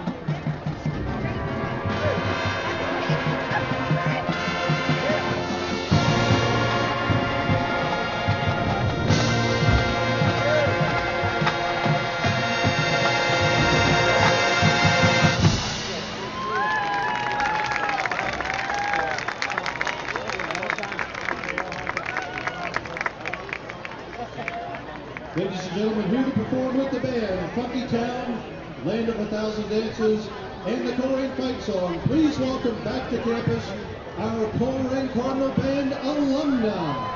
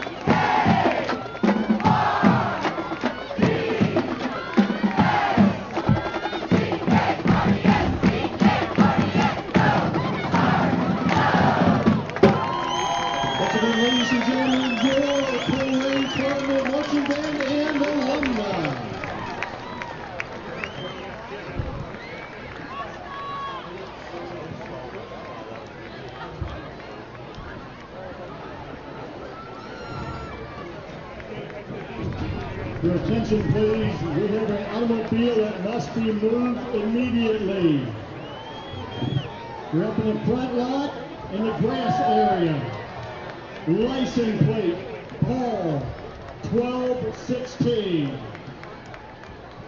Paul 1216. Your car must be Welcome back to Colerain High School here where the Colerain Cardinals and the Sycamore Aviators are enjoying some Week 4 action of this 2017 varsity football season. This is Chris Simonitis along with Mike Work and Brandon White here in the booth where Colerain leads 21-0 with about 2.5 minutes left to go before the start of the second half. Let's go through some stats and scores from around the area. First, from a stats perspective, we won't go through all of them, but I want to highlight a few. First and foremost, both teams, interestingly, both have 8 first downs. However, Colerain has a 21-0 lead.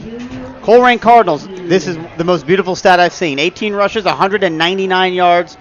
Sycamore only 75 yards. Total offensive plays, Colerain with 19 plays for 216 yards. Sycamore 32 plays for only 141 yards. Other keynotes, no fumbles.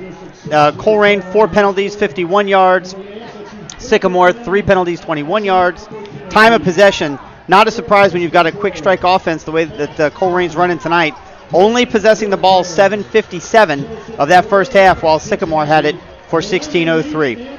From a rushing perspective, Colerain Cardinals, Ivan Pace Jr. leading the way, 8 rushes for 96 yards, 2 touchdowns, with a long, of course, of the 63-yard touchdown run earlier. J.J. Davis only touched the ball 1 time, but he had 55 yards and a touchdown onto that. He fast.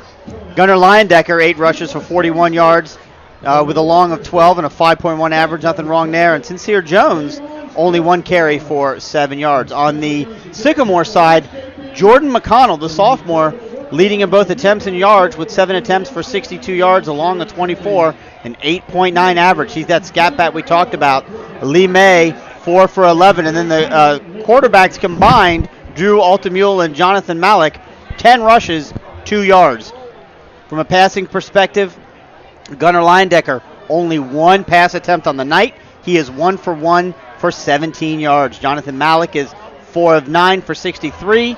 And Drew Altamule, only 1 of 2 attempts for 3 yards.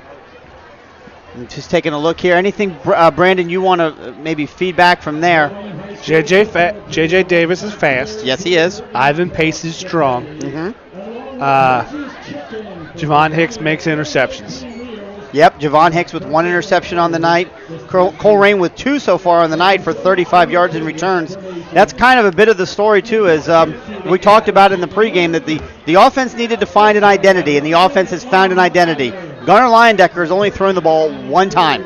They have relied on the triple option, running the ball, doing some different things offensively, which, Brandon, you can kind of talk about what you've seen. Well, it's really 2 things. One, a couple plays they took the fullback out. They just got Gunnar Leyendecker in space and let him run. And then we see that return of Eric Phillips on defense allows Ivan Pace to play a lot more on offense and really give them that fullback punch that they've been lacking in the first couple weeks. Great call out. Defensively, really the story for the Colerain Cardinals defensively was their stand there in the second quarter, holding Sycamore out of the end zone when Sycamore had I think 3rd and goal inside the 1 and then 4th and goal inside the 1, and the Colerain defense stepped out and kept them out of the end zone and kept them out from scoring. So that's where we stand. It's put 2.5 minutes back up on the clock. Again, thanks for joining in. I'm going to throw it over here to you, Brandon, and let's talk about some scores from around the city. Before we get there, a couple formalities. Tate Goodyear for Sycamore, Gunnar Leyendecker for the Cardinals do the formality of making sure, even though since the Cardinals elected to defer, they do have to make the choice of receiving in the second half, which they will. Another quick thing, I want to give a shout out to a former Colerain Cardinal, Ryan Atkinson. You know, you say sometimes why would anyone want to be a ball manager or a team manager? Ryan Atkinson, since the time he was in the 3rd grade, worked the sidelines as a ball boy, as a water boy for the Colerain Cardinals. Pitched here at Colerain, pitched at UC. He is now in the AA system for the Arizona Diamondbacks, and he's here talking to Coach Bolden, giving a little visit here at halftime. Just wanted to give a quick shout out to him. It's a great story, no doubt about it. All right, quick scores. Fairfield leads Lakota East 27-0. At half, it was 27-0 after 1 quarter, so something happened there. Hamilton trails Mason 15-0 at halftime. Here's where the surprises start. Lakota West trails Oak Hills at halftime 17-10. Princeton 35, Middletown 7. Elsewhere, West Claremont leads Walnut Hills 42-7 at halftime.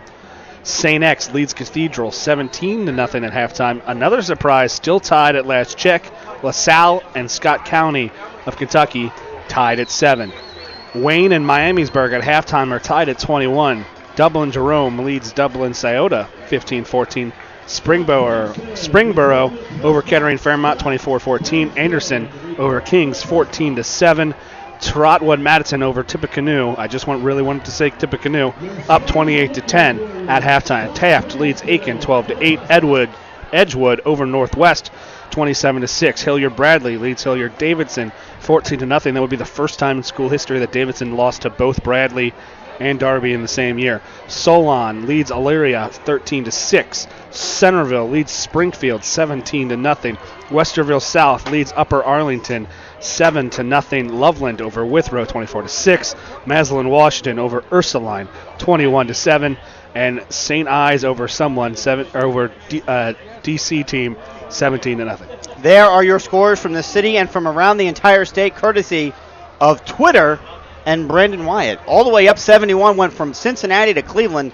Got them all. Jim Shear, we enjoyed a delicious couple of slices of LaRosa's pizza right here in the box. You enjoyed that. We wanted to just shout out, give all our sponsors, one of them in the booth here. Yep. It's Quaker Steak. LaRosa's one of them. Quaker Steak and Lube, fantastic wings, and apparently a really, really, really good chicken wrap. Was that chicken wrap from Quaker Steak? Yeah, it was. That was amazing. It's like a barbecue kind of chicken. It was amazing. You know, really we need to stop this, though, because last week it was Domino's Pizza. Yeah, what? It was. Then we got to stop with this food nonsense as the Sycamore Aviators are set to kick off to start the second half. Why don't you talk about food? We can make this like a food show for the second half. Let's not do that. Hey, Mentor leads Strongville 21-7. And that's it with Javon Hicks and J.J. Davis back deep to return the kick. Gets his foot under. That's a high kick. Not going to go very deep.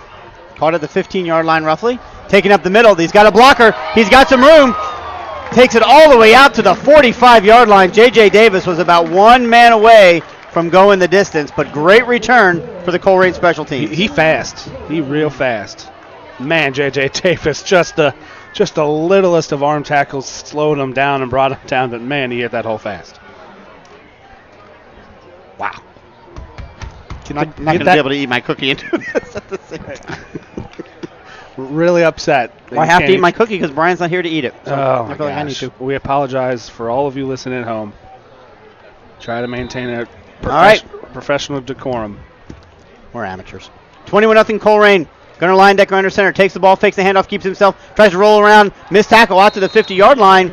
Going to pick up about 6 yards on the play. So great first down run for Gunnar Leyendecker. And there's exactly what we talked about, Brandon. And that was the same play we saw in the first half that got called back on the chop block. It's just fake that little fullback trap. Gunnar Leyendecker almost kind of hides it on his hip for a split second while he's running outside and picks up some space. And a little wrinkle there. It looked like they had actually added the triple option to the outside. He had the option to pitch, but does not. Tucks it back, forced out of bounds, but after he picks up 7 yards. So second down and... You want to finish the cookie and I can do the next play, Chris? Could you? That'd be great. Thanks. Okay. It's caught in my throat. Connor Leyendecker under center. J.J. Davis in motion. Handoff up to Ivan Pace. He cuts back the other way to just the upper top. Cuts across, going across the other side of the field. Finally caught from behind as he goes across the field, but not before he picks up 20-plus yards into Aviator territory. First down, Ivan Pace Jr. So Ivan Pace, who had 96 yards rushing in the first half, just adds to his total. And I have to believe that's probably Colerain's first 100-yard rusher of the season. It is. Ivan Pace earns himself a nice breather on the sidelines. He seemed like he had a little bit of hitch in his giddy up there. I'm wondering if he's maybe got a little injury in his leg or whatnot. That brings in Hamza Abdul into the fullback position. Deontay Smith-Moore to dot the I. Yep. Gunnar under center. Takes the ball, fakes the handoff, keeps it himself. Going to run around the end. Another good read for Gunnar. Gets taken out of bounds, but again, not till he picks up at least 4, possibly 5 yards on that first down play. Gotta like this little wrinkle, and that was not, who the heck was that? That is not Ted, because that's the quarterback. We're going to call it 7. Noah Blaze. That can't be it. So the ball now. There was a good play by the Sycamore Aviator linebacker on that play to close the space. Did not get the number. Taken down to the 25-yard line of Sycamore. Colerain, again, had good starting field position on the heels of the J.J. Davis kickoff return to the 45, but now they've got it down to the Sycamore 25. 2nd down and 5 to go, leading Sycamore 21-0 here early in the second half. There's a handoff right over the middle, and that could not have been done any better. Ivan Pace Jr. from 25 yards out. Touchdown, Cardinals! Ivan Pace, have yourself a game. Well, that worked. I'll tell you what. I think if there's anything, you see the kind of hitch he's got a little bit there in his. That's just being cool. Is that what that is? That's just being cool. I sure hope so. If there's anything we've learned through these first 3 weeks is that A, Ivan Pace is pretty good, and B, that guy is real good. He's real good, and B, he should touch the ball as much as humanly possible. I'll be honest, he's pretty good. So Mangold lines up for the extra point. Snap is back, hold is down, kick is up. That was a real slow snap and hold, but Mangold gets it off. Who's our holder? I want to give him some props. That's number 18. Is that who that is? That's 19. That is your third-string quarterback and punter, Lawson Sandusky. So Lawson Sandusky. Let's talk a little bit about this kid.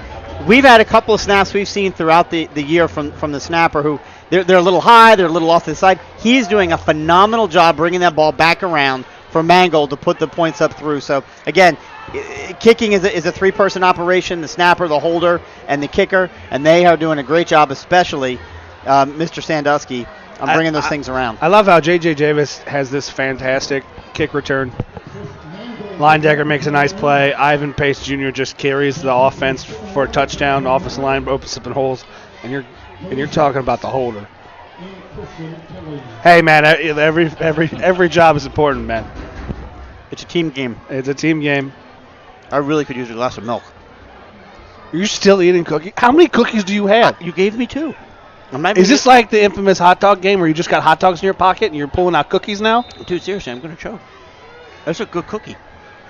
There's the kickoff, high in the air, and travels 5 yards deep into the end zone. Sycamore will take over, 1st down and 10 at their own 20-yard line, now trailing the Colerain Cardinals 28-0. I got to say, as far as what's gone right tonight, there seems like there's been an awful lot. What's gone wrong? I don't know that I've seen anything that's gone terribly wrong, Brandon. For the Colerain Cardinals, I mean, there was that one drive. Jonathan Malik made the little switch to him at quarterback. He did a very great drive for the Aviators, but it didn't end well. Colerain Cardinals did a fantastic job finishing that drive. Fourth and goal line stand. Stopped the Aviators 3 times inside the 2-yard line. 2 plays inside the 1-yard line. And ever since that goal line stand, it really deflated this Aviator team. Special thanks to production engineer who is engineering the entire broadcast tonight, Mike Rourke, for coming tonight. Just handed me an ice-cold bottle of water. There's a handoff. Some positive yards gain once again. There's that number 2, Jordan McConnell on the carry. Sincere Jones with the tackle. And we've seen it here with Ivan Pace playing more fullback. We've seen Abdul in as his backup. We've seen Sincere Jones really. We talk about all these two-way players. We talk about the dynamics that Phillips gives you.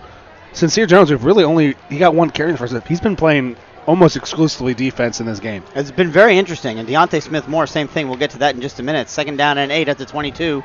The sophomore quarterback back in. He looks to pass, and it is over the intended target of number 1. That's the senior quarterback turned now wide receiver, Malik. It'll be 3rd down. Yeah, you're talking about Deontay Smith-Moore. He's been the fullback all year, backup quarterback. He's moved back to wingback and he hasn't really got a lot of touches. He made a nice reception earlier, getting out and lead blocks, but the ability that we said in the beginning, Eric Phillips makes this team, allows them to do so many more substitutions, and it really gives Coach Bolden that 1 extra player in that little chess game he plays about trying to rest players on offense, rest players on defense. 3rd down and 8, deep in their own territory. The sophomore drops back. Daniel Bolden puts pressure. It is caught across the middle, enough for the 1st down. Once again, that's number 1, the senior quarterback, turned wide receiver, Malik, with the reception and the 1st down. And the Cardinals went with the blitz there, and a good job by the sophomore. Just steps up, and he took a big hit, but he got the ball off. And a 1st down, Aves. I don't have the 3rd down third down completion percentages, but Sycamore has not done a bad job converting on third downs. So now first down and 10 for Sycamore at their own 38-yard line. I formation, snap is back. Oh, and the Aves jumped. Got some flags on the play.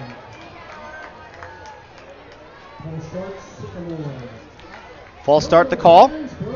Be a 5-yard penalty. Be first down and 15. And we can't say enough the fantastic job. We talked about how big Sycamore is up front, especially Tate Goodyear, but I mean Tanner Rial, Brendan Hobbs, Trey Harris, Mason Hill, Ethan Stout, all of them kind of rotating, seeing Ethan Stout more playing middle linebacker. They're doing a fantastic job, those front three. I tell you what, if you're watching online, number 9 on the end is Eric Phillips, and on the other far end is Daniel Bolden. But these three little dudes in the middle, that's our defensive line. And there's some pushback on him. There's a handoff. Again, once again, number 2, Jordan McConnell, doing everything he can to get every yard he can. Almost gets back to the original line of scrimmage, but a 4-yard gain on it. Dan Bolden made the tackle, but he kind of tackled him on top of a pile, and he just kind of rolled over top of it. And you speak about it, they're not big, and they're going to give a little push, but they're doing their jobs of filling spaces, and their job is to free up linebackers so they can make tackles. Do we know who that number 28 is? Who's that? Oh, that's Tanner Rial. Okay. Yeah, he's got to be 5'8", 173-pound defensive lineman. I mean, it's a unique setup that at least, is working well in this game. Second down and 11. Sophomore drops back to pass, looks, and completes it once again to number 1. And he's got it and stays in bounds. He's going to run out of bounds at around the 45-yard line. It looks like it's going to be short of the first down. It'll be fourth down, so decision time for Sycamore. You're down 4 scores. Is it really much of a decision, Brandon? That was only second down. Oh, it's third down. It was second down. Now it's third down. My apologies. Boy, they were quick on the board to change that. So third down and 3. Well, not much of a decision at all then. Yeah, I mean, I was right. There's that coach in Louisiana who never punts, so that would eliminate the fourth down decision. In Canada, they only get 3 downs, so that makes this a difficult decision. That's strange. Snap is back, fakes the handoff. The sophomore keeps it. He runs up the middle, looking to get the first down. He's going to be very close, but I think he's going to be short. And again, we talked about how he kind of reached the ball out earlier and it wasn't a smart decision. This might have been he's trying to pick up that first down, but the Cardinals hold him up, and it'll be 4th down and 1 just short of midfield for the Sycamore Aviators. They've been stuffed 3 times on these short situations. The Colerain Cardinals will try to stop them here. The fans are on their feet cheering on this Colerain defense, asking them to get a stop one more time. This is where not getting under center, I think, can hurt you. There's the handoff in the backfield. The minute he stopped, he was dead. Eric Phillips and a whole host of Colerain Cardinals bring him down for a loss. You talk about Eric Phillips, but they bring a little size. Jacob Davis penetrated, forces him to move from an initial hole, and Eric Phillips is there to finish. Colerain Cardinals really fooled Sycamore out front. They went jailhouse. Dan Bolden came down, played defensive line. They went man-to-man on the outside and rushed 9 guys right up the middle. Davis got free up the middle, breaks up the play. Eric Phillips finishes first down, Colerain Cardinals at the Aviators 44. So Sincere Jones back out at wide receiver now. J.J. Davis at receiver. Deontay Smith-Moore tried it out there with Gunner and then comes right back to the sideline. So I think he went out there and said, oh, look, there's already a fullback out here. I'll head off to the sideline. J.J. Davis in motion. Fakes the handoff. Gunner drops back to look to pass. He's going to tuck it and run. He sees an opening. Keeps it, tucks it. He's going to pick up about 8 yards on that scramble. So, again, we'll take it. Yeah, and they're going to do it again. They ran that jet sweep for a touchdown. This time they fake it. They want to go a little post wheel. The post is not there. Doesn't have time to really set for that wheel. And he's like, well, there's an open space up here. I'll take it. Pick up 8 yards and make it second and short. Like to see the decisive action. If your dad was here, he'd say, one thing you've got to be if you're going to be a quarterback in this option offense is you've got to be decisive. You can't be hesitant, and that's exactly what Gunner has been tonight. It's kind of a renewed version of him. Under center now in the I formation. See what he does. Takes the ball, fakes the handoff, keeps it to himself, tries to move forward. Well played by the Sycamore defense, and well done by Gunner to get basically back to the line of scrimmage. That should have been about a 4-yard loss. Yeah, and Sycamore, I think kind of Colerain got a little too predictable there by formation of what was coming. Aviators jumped all over it, but again, a really good job by Leyendecker there, realizing that he shouldn't pitch the ball, even though that's probably his read. The defense is all there, and he does a good job of just fighting his way back, at least near the original line of scrimmage. Smart decision by the Colerain defense. Doing some last-second substitutions here. 10 seconds left on the clock. They're going to have to call a timeout. There's some confusion on the sideline. There's no way they're going to get the play Coach off. Bowden is not happy. No, he clearly is not happy. He's not happy with his nephew, and he's not happy with his son. Those were the two guys he was trying to get online. So timeout Colerain, their first of the second half, leading 28-0 over the Sycamore Aviators with 6:48 left to go here in the third quarter. I want to take this minute again to remind those of you listening, if you like what you see and you'd like to be, a part of the wonderfulness that is the Colerain Booster organization, which helps so many kids, you've got that opportunity right here online. Or even if you're a visitor of Sycamore and you appreciate being able to see things, you can... up in the upper right-hand corner of your screen on YouTube, you'll see a little circle widget. You can click on that, and a little pop box will jump out to you, and it'll see, it'll say donate to the Colerain Booster organization. This is the organization which supports Colerain High School along with Colerain Middle and White Oak Middle School and hundreds of students across dozens of sports and extracurricular activities, from band to show cards to key club to anyone that needs help and wants help to make their club or their sport better. The boosters are there to help. If you click on that widget, a little box will pop open and you can make a donation. If you can afford to bypass, as I mentioned earlier, maybe a Starbucks coffee this week, throw $5 or $10 to the booster organization. They certainly would appreciate it. And why did you have a picture of me? Don't worry, your wife is sending me stuff. Don't worry about it. She sends you stuff every week. And she always says, does Brandon read that? I don't feel like he reads it. Third down and short. Fake the handoff to Ivan Pace. Leyendecker is met, and he'll be short of the line to gain. Stays in, so the clock continues to move. It's going to be 4th and about 1. And again, clearly this is 4-down territory. You've got a 4-touchdown lead.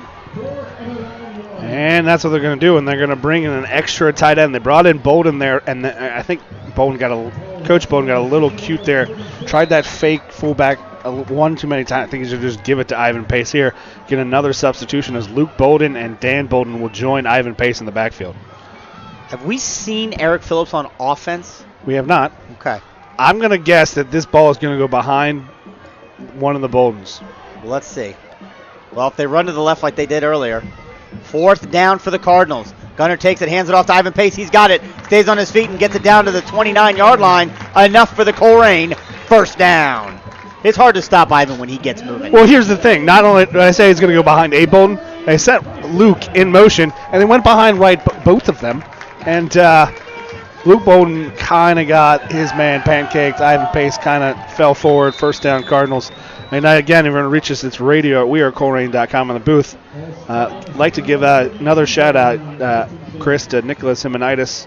Apparently your son is really into pictures of dogs playing football. He's little bit of story there. We'll do it after this play. Nicholas. 1st down and 10 for the Cardinals on the 32-yard line. Takes the ball, fakes the handoff, does Gunner. Great play call, and dug about a pancake block. Gunner left over to defenders, gets it past the 20, and picks up another 1st down. That was an exciting play. Everywhere around, they fake the motion, go slam it up, follow in behind it. Rusty Feth with a pancake block. Gunner, Leyendecker with a hurdle over top, and it's a 1st down Colerain. So 10-yard run for Gunner. 1st down and 10 now inside the red zone at the 19-yard line for the Cardinals, already leading 28-0. Looking to put what I would call the proverbial final nail in the coffin if they can find a way to score 6 here. And here's the interesting thing. It's a good thing he ran over his own man on the ground, because you cannot hurdle another defender that's standing. Snap is back. Handoff is to J.J. Davis, and he is met right at the line of scrimmage. There was a man there waiting for him. Good play by 33 for the Aves.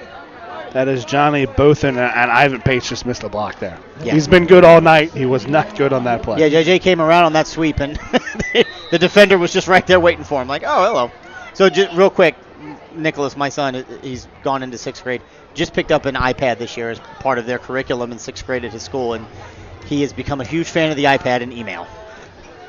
Just see the stuff I get at work. Got a whistle here. Offsides. Huh. A unforced error by the Aves. That'll make it 15-love. This is not soccer, Chris. That would be tennis. 5-yard penalty. I said 15 love. It's tennis. I know it's not cricket.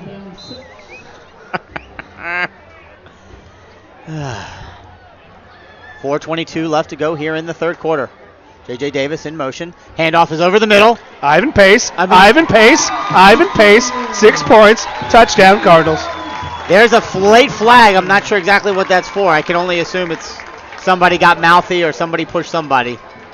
We'll see what the call is for. But Ivan Pace now is limping, being helped off the field by his teammates.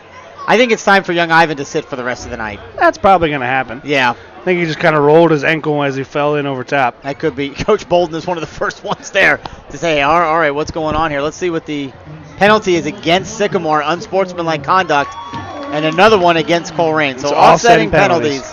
So no effect to anything here other than the fact that Colerain put 6 more points on the board, and at 4:14 left to go in the opening quarter, or excuse me, the third quarter, extra point pending, Colerain's about to take a 5-touchdown lead on the Sycamore Aviators.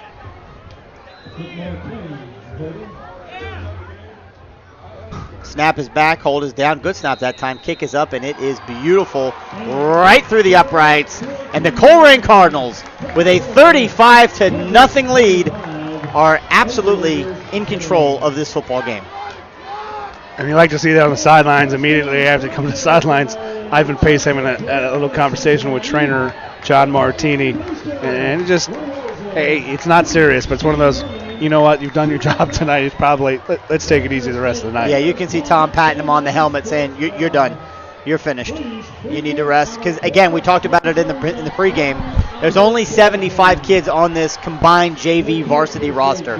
The Colerain roster is, in terms of sheer numbers, is as low as I've seen it in quite some time. And there's conversation all throughout the city, the state, and the nation about, the declining participation of football players because of the concerns regarded to concussions and other issues. Well, I think the biggest thing is that all the other sports have grown. You have lacrosse, and all those other sports are becoming so individualized. And you know what? Well, that's there's so many other kids who, they were on the football team because it gave them something to do. It kept them out of after school, it kept them out of trouble, gave them something to do. But there's so many more activities for kids to do nowadays. There's so many.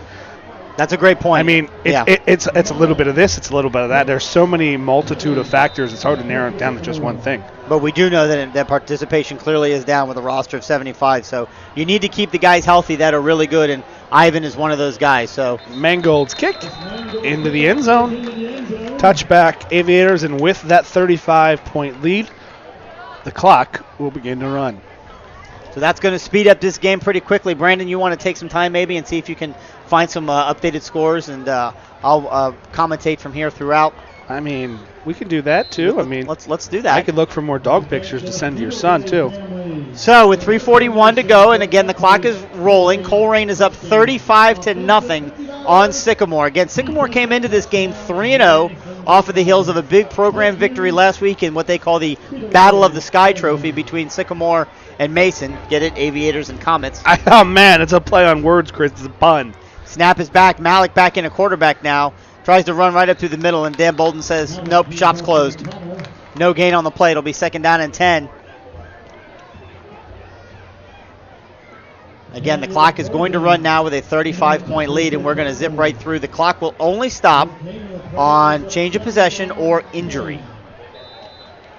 I would imagine that we probably will see the backups come in for offense when they get the ball. This might even be the defense's last turn for the starters.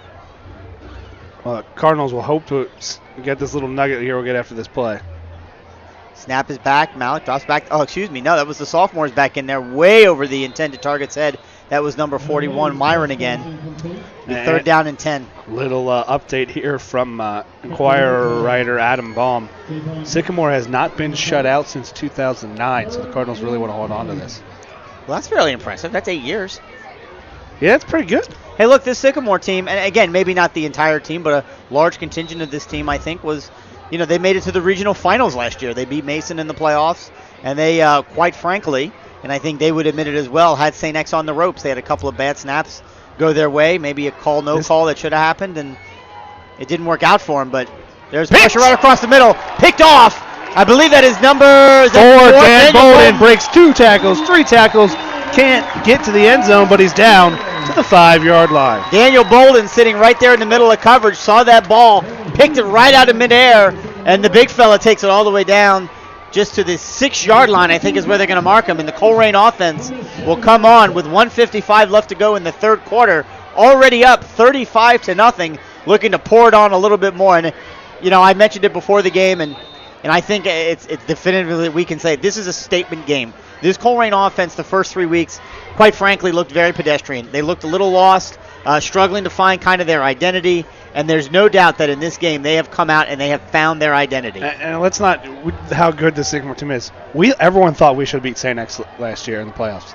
Sycamore, even more, should have beat St. X in the playoffs. This is a very good football team as the Cardinals push ahead. Still on his feet, Gunnar Leyendecker reaches into the end zone. Touchdown, Cardinals! Gunnar Leyendecker with his first rushing touchdown of his senior season. And he's running alongside the students and his classmates, getting a little high fives and some loves. And you know what? You can't be happy enough for someone like Gunnar, who suffered through injuries last year as a junior, missed a lot of games, even got hurt again kind of a little bit at the beginning of this year. Coach Bolden grabs him, gives him a big hug. It's nice to see hard work, dedication, and humbleness rewarded. And I loved again, we talked about those super sophomores, they're great friends.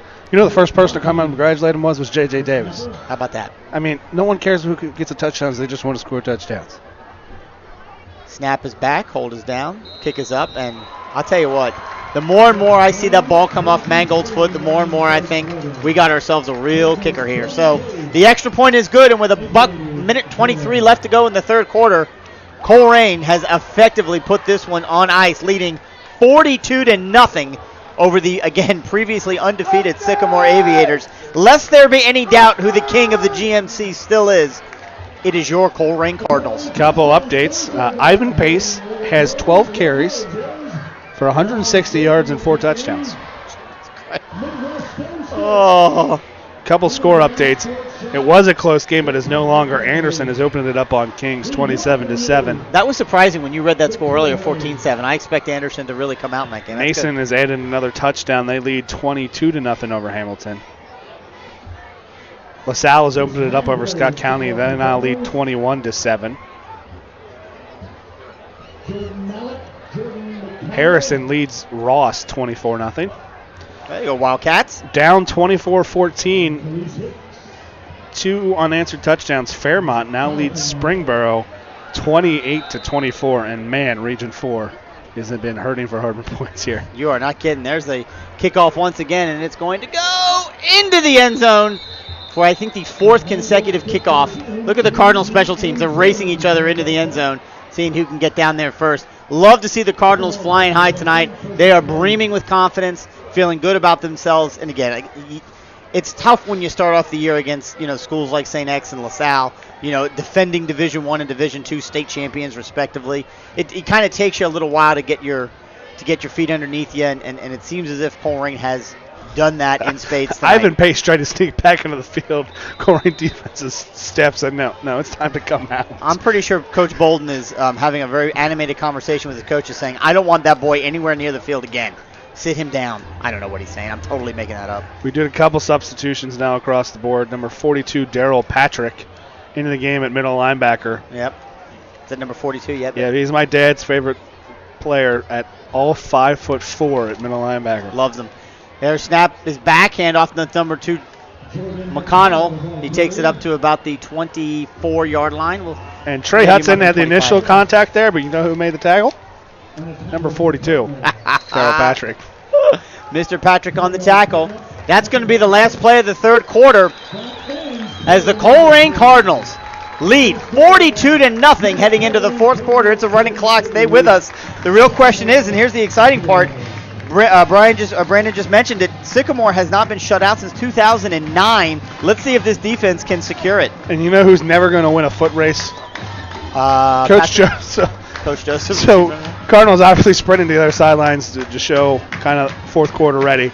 Coach Joseph got in a race with Sincere Jones. I don't know who on this team that Coach Joseph could beat in a foot race. Sincere Jones is not that person. Yeah, I would not at all put him in that list of people that Coach Joseph's going to beat. Another update: Trotwood leads Tippecanoe 35-10. You have got to be the largest Tippecanoe fan that has never been to Tippecanoe, let alone You gone are to school correct. I have no idea who either of these teams are, but the Electrics lead the Muskies 21-17. there. You're totally making that up. It's in Columbus somewhere. Well, because it's on Twitter, it must be true. Filio is the Electrics? I don't know. I don't know either. Those are the two. There's 2 more mascots to add to your list of knowledge. So the sophomore quarterback still in. Takes a snap. Hands it off once again to McConnell. He takes it around end. 36 to Sean Pace. Tracks him down and tackles him for a gain of about 3 on the play. Really good play. He thought he had the edge, but Deshaun Pace just closes and makes a great tackle. Deshaun is not quite the size of his brother Ivan. He's not that big, but man, he's good. He's fast and he's a sure tackler. He's got that same wrestling background, that same tackling ability. Update was 27-6, now 27-12. Northwest creeping closer to Edgewood. What you like about Deshaun really is not so much his play on defense, although that's been stellar as well. He's a fantastic special teamer. Javon Hicks still in the game, which is a little surprising, but again, I guess as long as they leave Myron out there. Sophomore drops back to pass. It is complete, enough for the first down. Tackled and kept in bounds at the 35-yard line. Although inbounds does not matter because the clock is running. Yep, that's exactly right.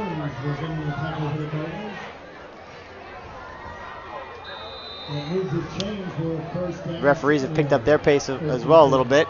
Clock is running. Just the start of the 4th quarter here. Colerain leading 42-0 over Sycamore. Yep, definitely got some backups in there. Both Boldens are out of the game. Stout and your boy Patrick in at middle linebacker. Snap is back. Pass is intended and over the extended arms of number 1. It'll be 2nd down. Again, the clock does not stop as we are effectively in the mercy period. A couple other updates. Wayne takes the lead against Miamisburg 28-21. Lakota East on their opening drive drove the length of the field, made it 27-7. Took almost a whole quarter, and Fairfield then returned the ensuing kickoff, and they lead 34-7. Well, it's certainly good for Fairfield. I know they've been looking to try and find their way as well a little bit. We'll see them later in the year at Fairfield. There's a fake handoff. The quarterback keeps it himself, and he takes it up to the 40-yard line. It's going to pick up about 3 yards on the play. So it will be 3rd down. Tackle made by Trey Harris. 2 quick scores, and Kings has closed the score on Anderson. It's back to 27-21. Kings with an attitude that does not die. Anderson coming, I think, into that game undefeated on the season. Scoring nearly 40 points a game. Yeah, absolutely. The Redskins are getting it done. So are the Colerain Cardinals on defense here. A little bit of pressure. Pass is caught and then immediately tackled. Sincere Jones. That is going to be a stop on 3rd down. It's 4th down now on their own side of the 50. Again, it's 4th and 6th. Under 9 minutes to go in the game. I guess you punt here. Yep, Javon Hicks dropping back. He'll find some room at around the 25-yard line. And he's most likely just going to fair catch this immediately. I would think so. Defense lined up. Punter. Oh, we have a whistle. And a timeout Cardinals. They want to get the right special teams out there. Elsewhere, big score from Columbus. Olentangy Oh boy.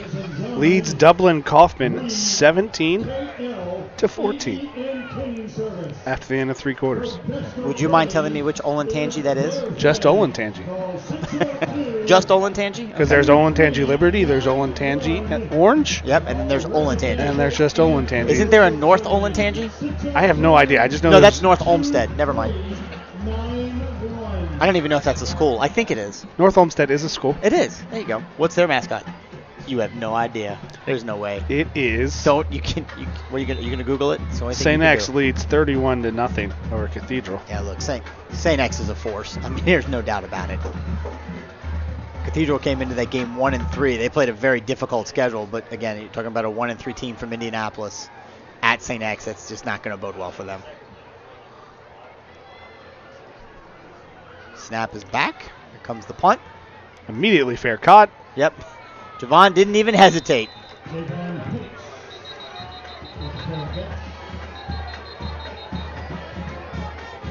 North Olmsted is the Eagles. Look at the grin on your face. You're hysterical. They are an orange and black team from up north. There you go. Update, Princeton 42, Middletown 7. Well, that great for Princeton. They've struggled this year a little bit, losing to West Claremont. Although again, I think you gave a score earlier. West Claremont was up maybe 42-7. I thought you said 42-7 over Walnut Hills. Yeah, so good for Princeton. I mean, we saw them in a scrimmage before the season, and obviously a lot changes from a scrimmage to where you are in week 4. But a lot of substitutions with Deontay Smith-Moore now in at quarterback. Freddie Johnson now dotting the I. Freddie Johnson, a freshman, and the only freshman on the varsity roster. He's not the only freshman on the varsity roster. He's the only. Deontay Smith-Moore fumbled the snap. He gets it back and goes forward. He's the only freshman on the roster with helmet stickers. There you go. So there's a couple freshmen who are addressed for the Cardinals. They're the ones you notice on the sidelines without any stickers on their helmet. I guess technically no gain on that play. Yeah, technically no gain. Freddie Johnson, though, is a varsity player, so he has earned the stickers on his helmet. Yes. Springboro. I don't know that all that description was necessary, but I appreciate it. You're welcome. Springboro has, at the end of 3 quarters, leads Fairmont 31-28. Deontay Smith-Moore now under center. Takes the ball, fakes. Oh, he does not fake the handoff. He, in fact, does hand it off. And Colerain, of course, here trying to move the chains just enough to run out the clock, leading 42-0 over Sycamore with 6:44 to go and a running clock. Love to be able to get a first down here and just kind of milk this clock for as much as you can without having to give it back. And a 5-yard gain there by the fullback, Hamza Abdul. So here on Hawaiian night, the Colerain Cardinals students and fans and alumni are going to go home happy as the Colerain Cardinals are going to move to 2-2 on the year by defeating Sycamore. We won't know what this final score is yet for a few minutes, but there's a pitch caught by Freddie. He's got it. He's up to the 30. He's going to have enough for the first down and runs out of bounds at around the 36-yard line. Looks like where they're going to mark him, and it'll be a first down. So when you needed it, DSM 2.0 pitches the ball, and they pick up enough for the first down. Yeah, that's really the first time we've seen the triple option get to force the pitch. Really all night. And I'll tell you what, what a great job. Got some substitutions in there. What a great block downfield at wide receiver. Senior wide receiver Nick Martinez. He doesn't get a lot of playing time.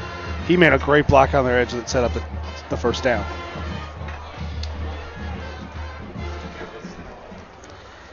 There's the SM once again, fakes the handoff, keeps himself, breaks through 3, 4, 5 tackles, stays on his feet.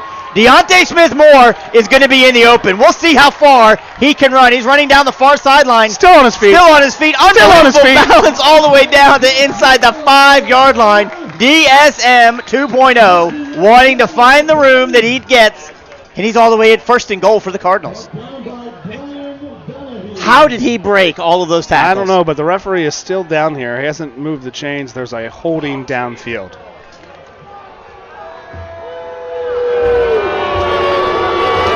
Boo's a little loud. I'm sorry, there was a momentary lapse there between us and the booth. Offense. So let me ask a question. How far behind the play was that hold? I think they're going to call right at the point of attack there in the open field on Nick Martini. I think is who they're going to call that on. Just gave him a compliment. That's in the vicinity of where the flag was thrown. So it'll be about a 1st and 6 now for the Colerain Cardinals with the penalty 10 yards from the spot of the foul. We got a momentary break there. Our quarterback's coach, one of the offensive play callers up here in the booth, Coach Daniel Rod, came up and was a little happy about the performance of his offense. Yeah, as well he should be. So, the good news for the Cardinals is all of that time that ran there is continuously going off the clock. That's exactly right. There's a handoff over the middle. Abdul is going to pick up 3 yards. And I'll tell you what, the Colerain Cardinals, Hamza Abdul was really close to being offsides there. He shot out of his fullback position and nearly was past DSM before he got out of the snap. Number 79 coming in for the Colerain Cardinals. That is Cameron Carnes, a 6-foot, 226-pound sophomore offensive lineman. So I like that size on the offensive line. 6 foot, 226 as a sophomore. Yep. We don't have many of those. Another update. Wayne has opened it up. They now lead 35-21 over Miamisburg. Just under 4 minutes to go in the game. Colerain leading 42-0. It's a handoff once again to the fullback. Good stop by Sycamore. And Abdul is going to be about a yard. Call 2 yards short of the first down. It'll be 3rd down and 2. soon as the ball is set, the play clock will start. Nick, what did they say his name is? If you lost a watch, Running back? Yeah. if you lost a watch, please see us That's at not the what we press have box on the, that's not tournament. what's on the roster. 29? Yeah. 3 minutes and 16 seconds. All right. Well, we got a little correction there. It's not Hamza Abdul. It's Abdul Wahid. Well, thank you for getting that clarification. Fumble on this snap. Deontay Smith-Moore gets back on top, but it will be short of the line of game. I think I'm going for it here on 4th down. You think? Well, here's the thing: you don't want to run it up on Sycamore, but you also don't necessarily know what your JV special teams have. That's right. I mean, you're 1 yard away from getting the first down and effectively ending the game because they can run out the clock with a fresh set of downs. Up 42-0, and that's exactly what they're going to do on 4th down. They're going to go for it, and if they don't get it, then you give the ball to Sycamore. There's the handoff to the fullback, and he's going to get it. He pushes out across the 45-yard line, and that should do it. And Abdul gets the first down, and we'll have another substitution. DSM will take a seat. Deontay Smith-Moore will come out, and we'll get our third quarterback of the evening, Lawson Sandusky, will check in. How you doing, Matt? Nice to see you. Sorry, Matt was back there. Lawson Sandusky, let's see, sophomore. And this is nope, they're still in the I formation. I was going to say this is every Cardinals' favorite formation, but they're still in the I formation. Give him a couple of snaps, takes the ball, hands it off over the middle. And Abdul picks up 4 yards. I mean, effectively, you're running victory if you're just running the ball right up the middle with your JV offense. So Colerain, the freshman team, won this week, beat Sycamore 20-14.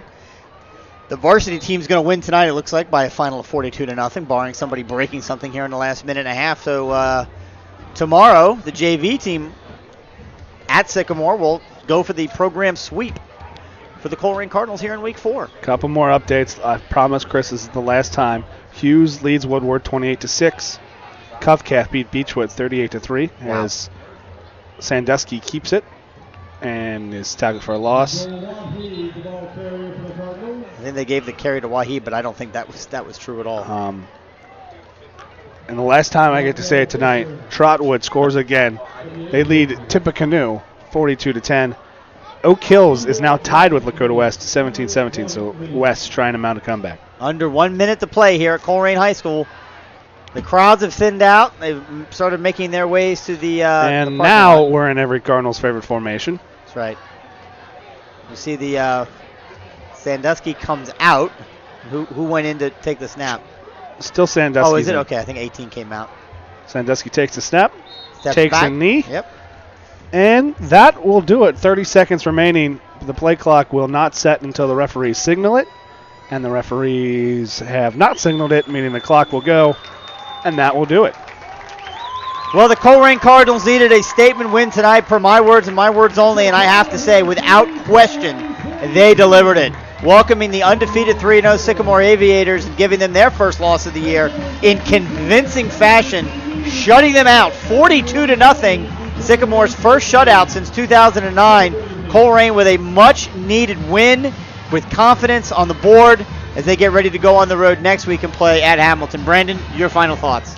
Well, that was fun.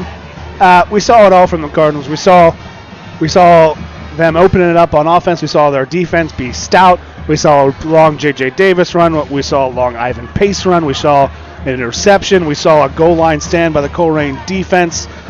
Everything went right tonight for the Colerain Cardinals. They executed almost flawlessly on offense. Didn't have to punt all night.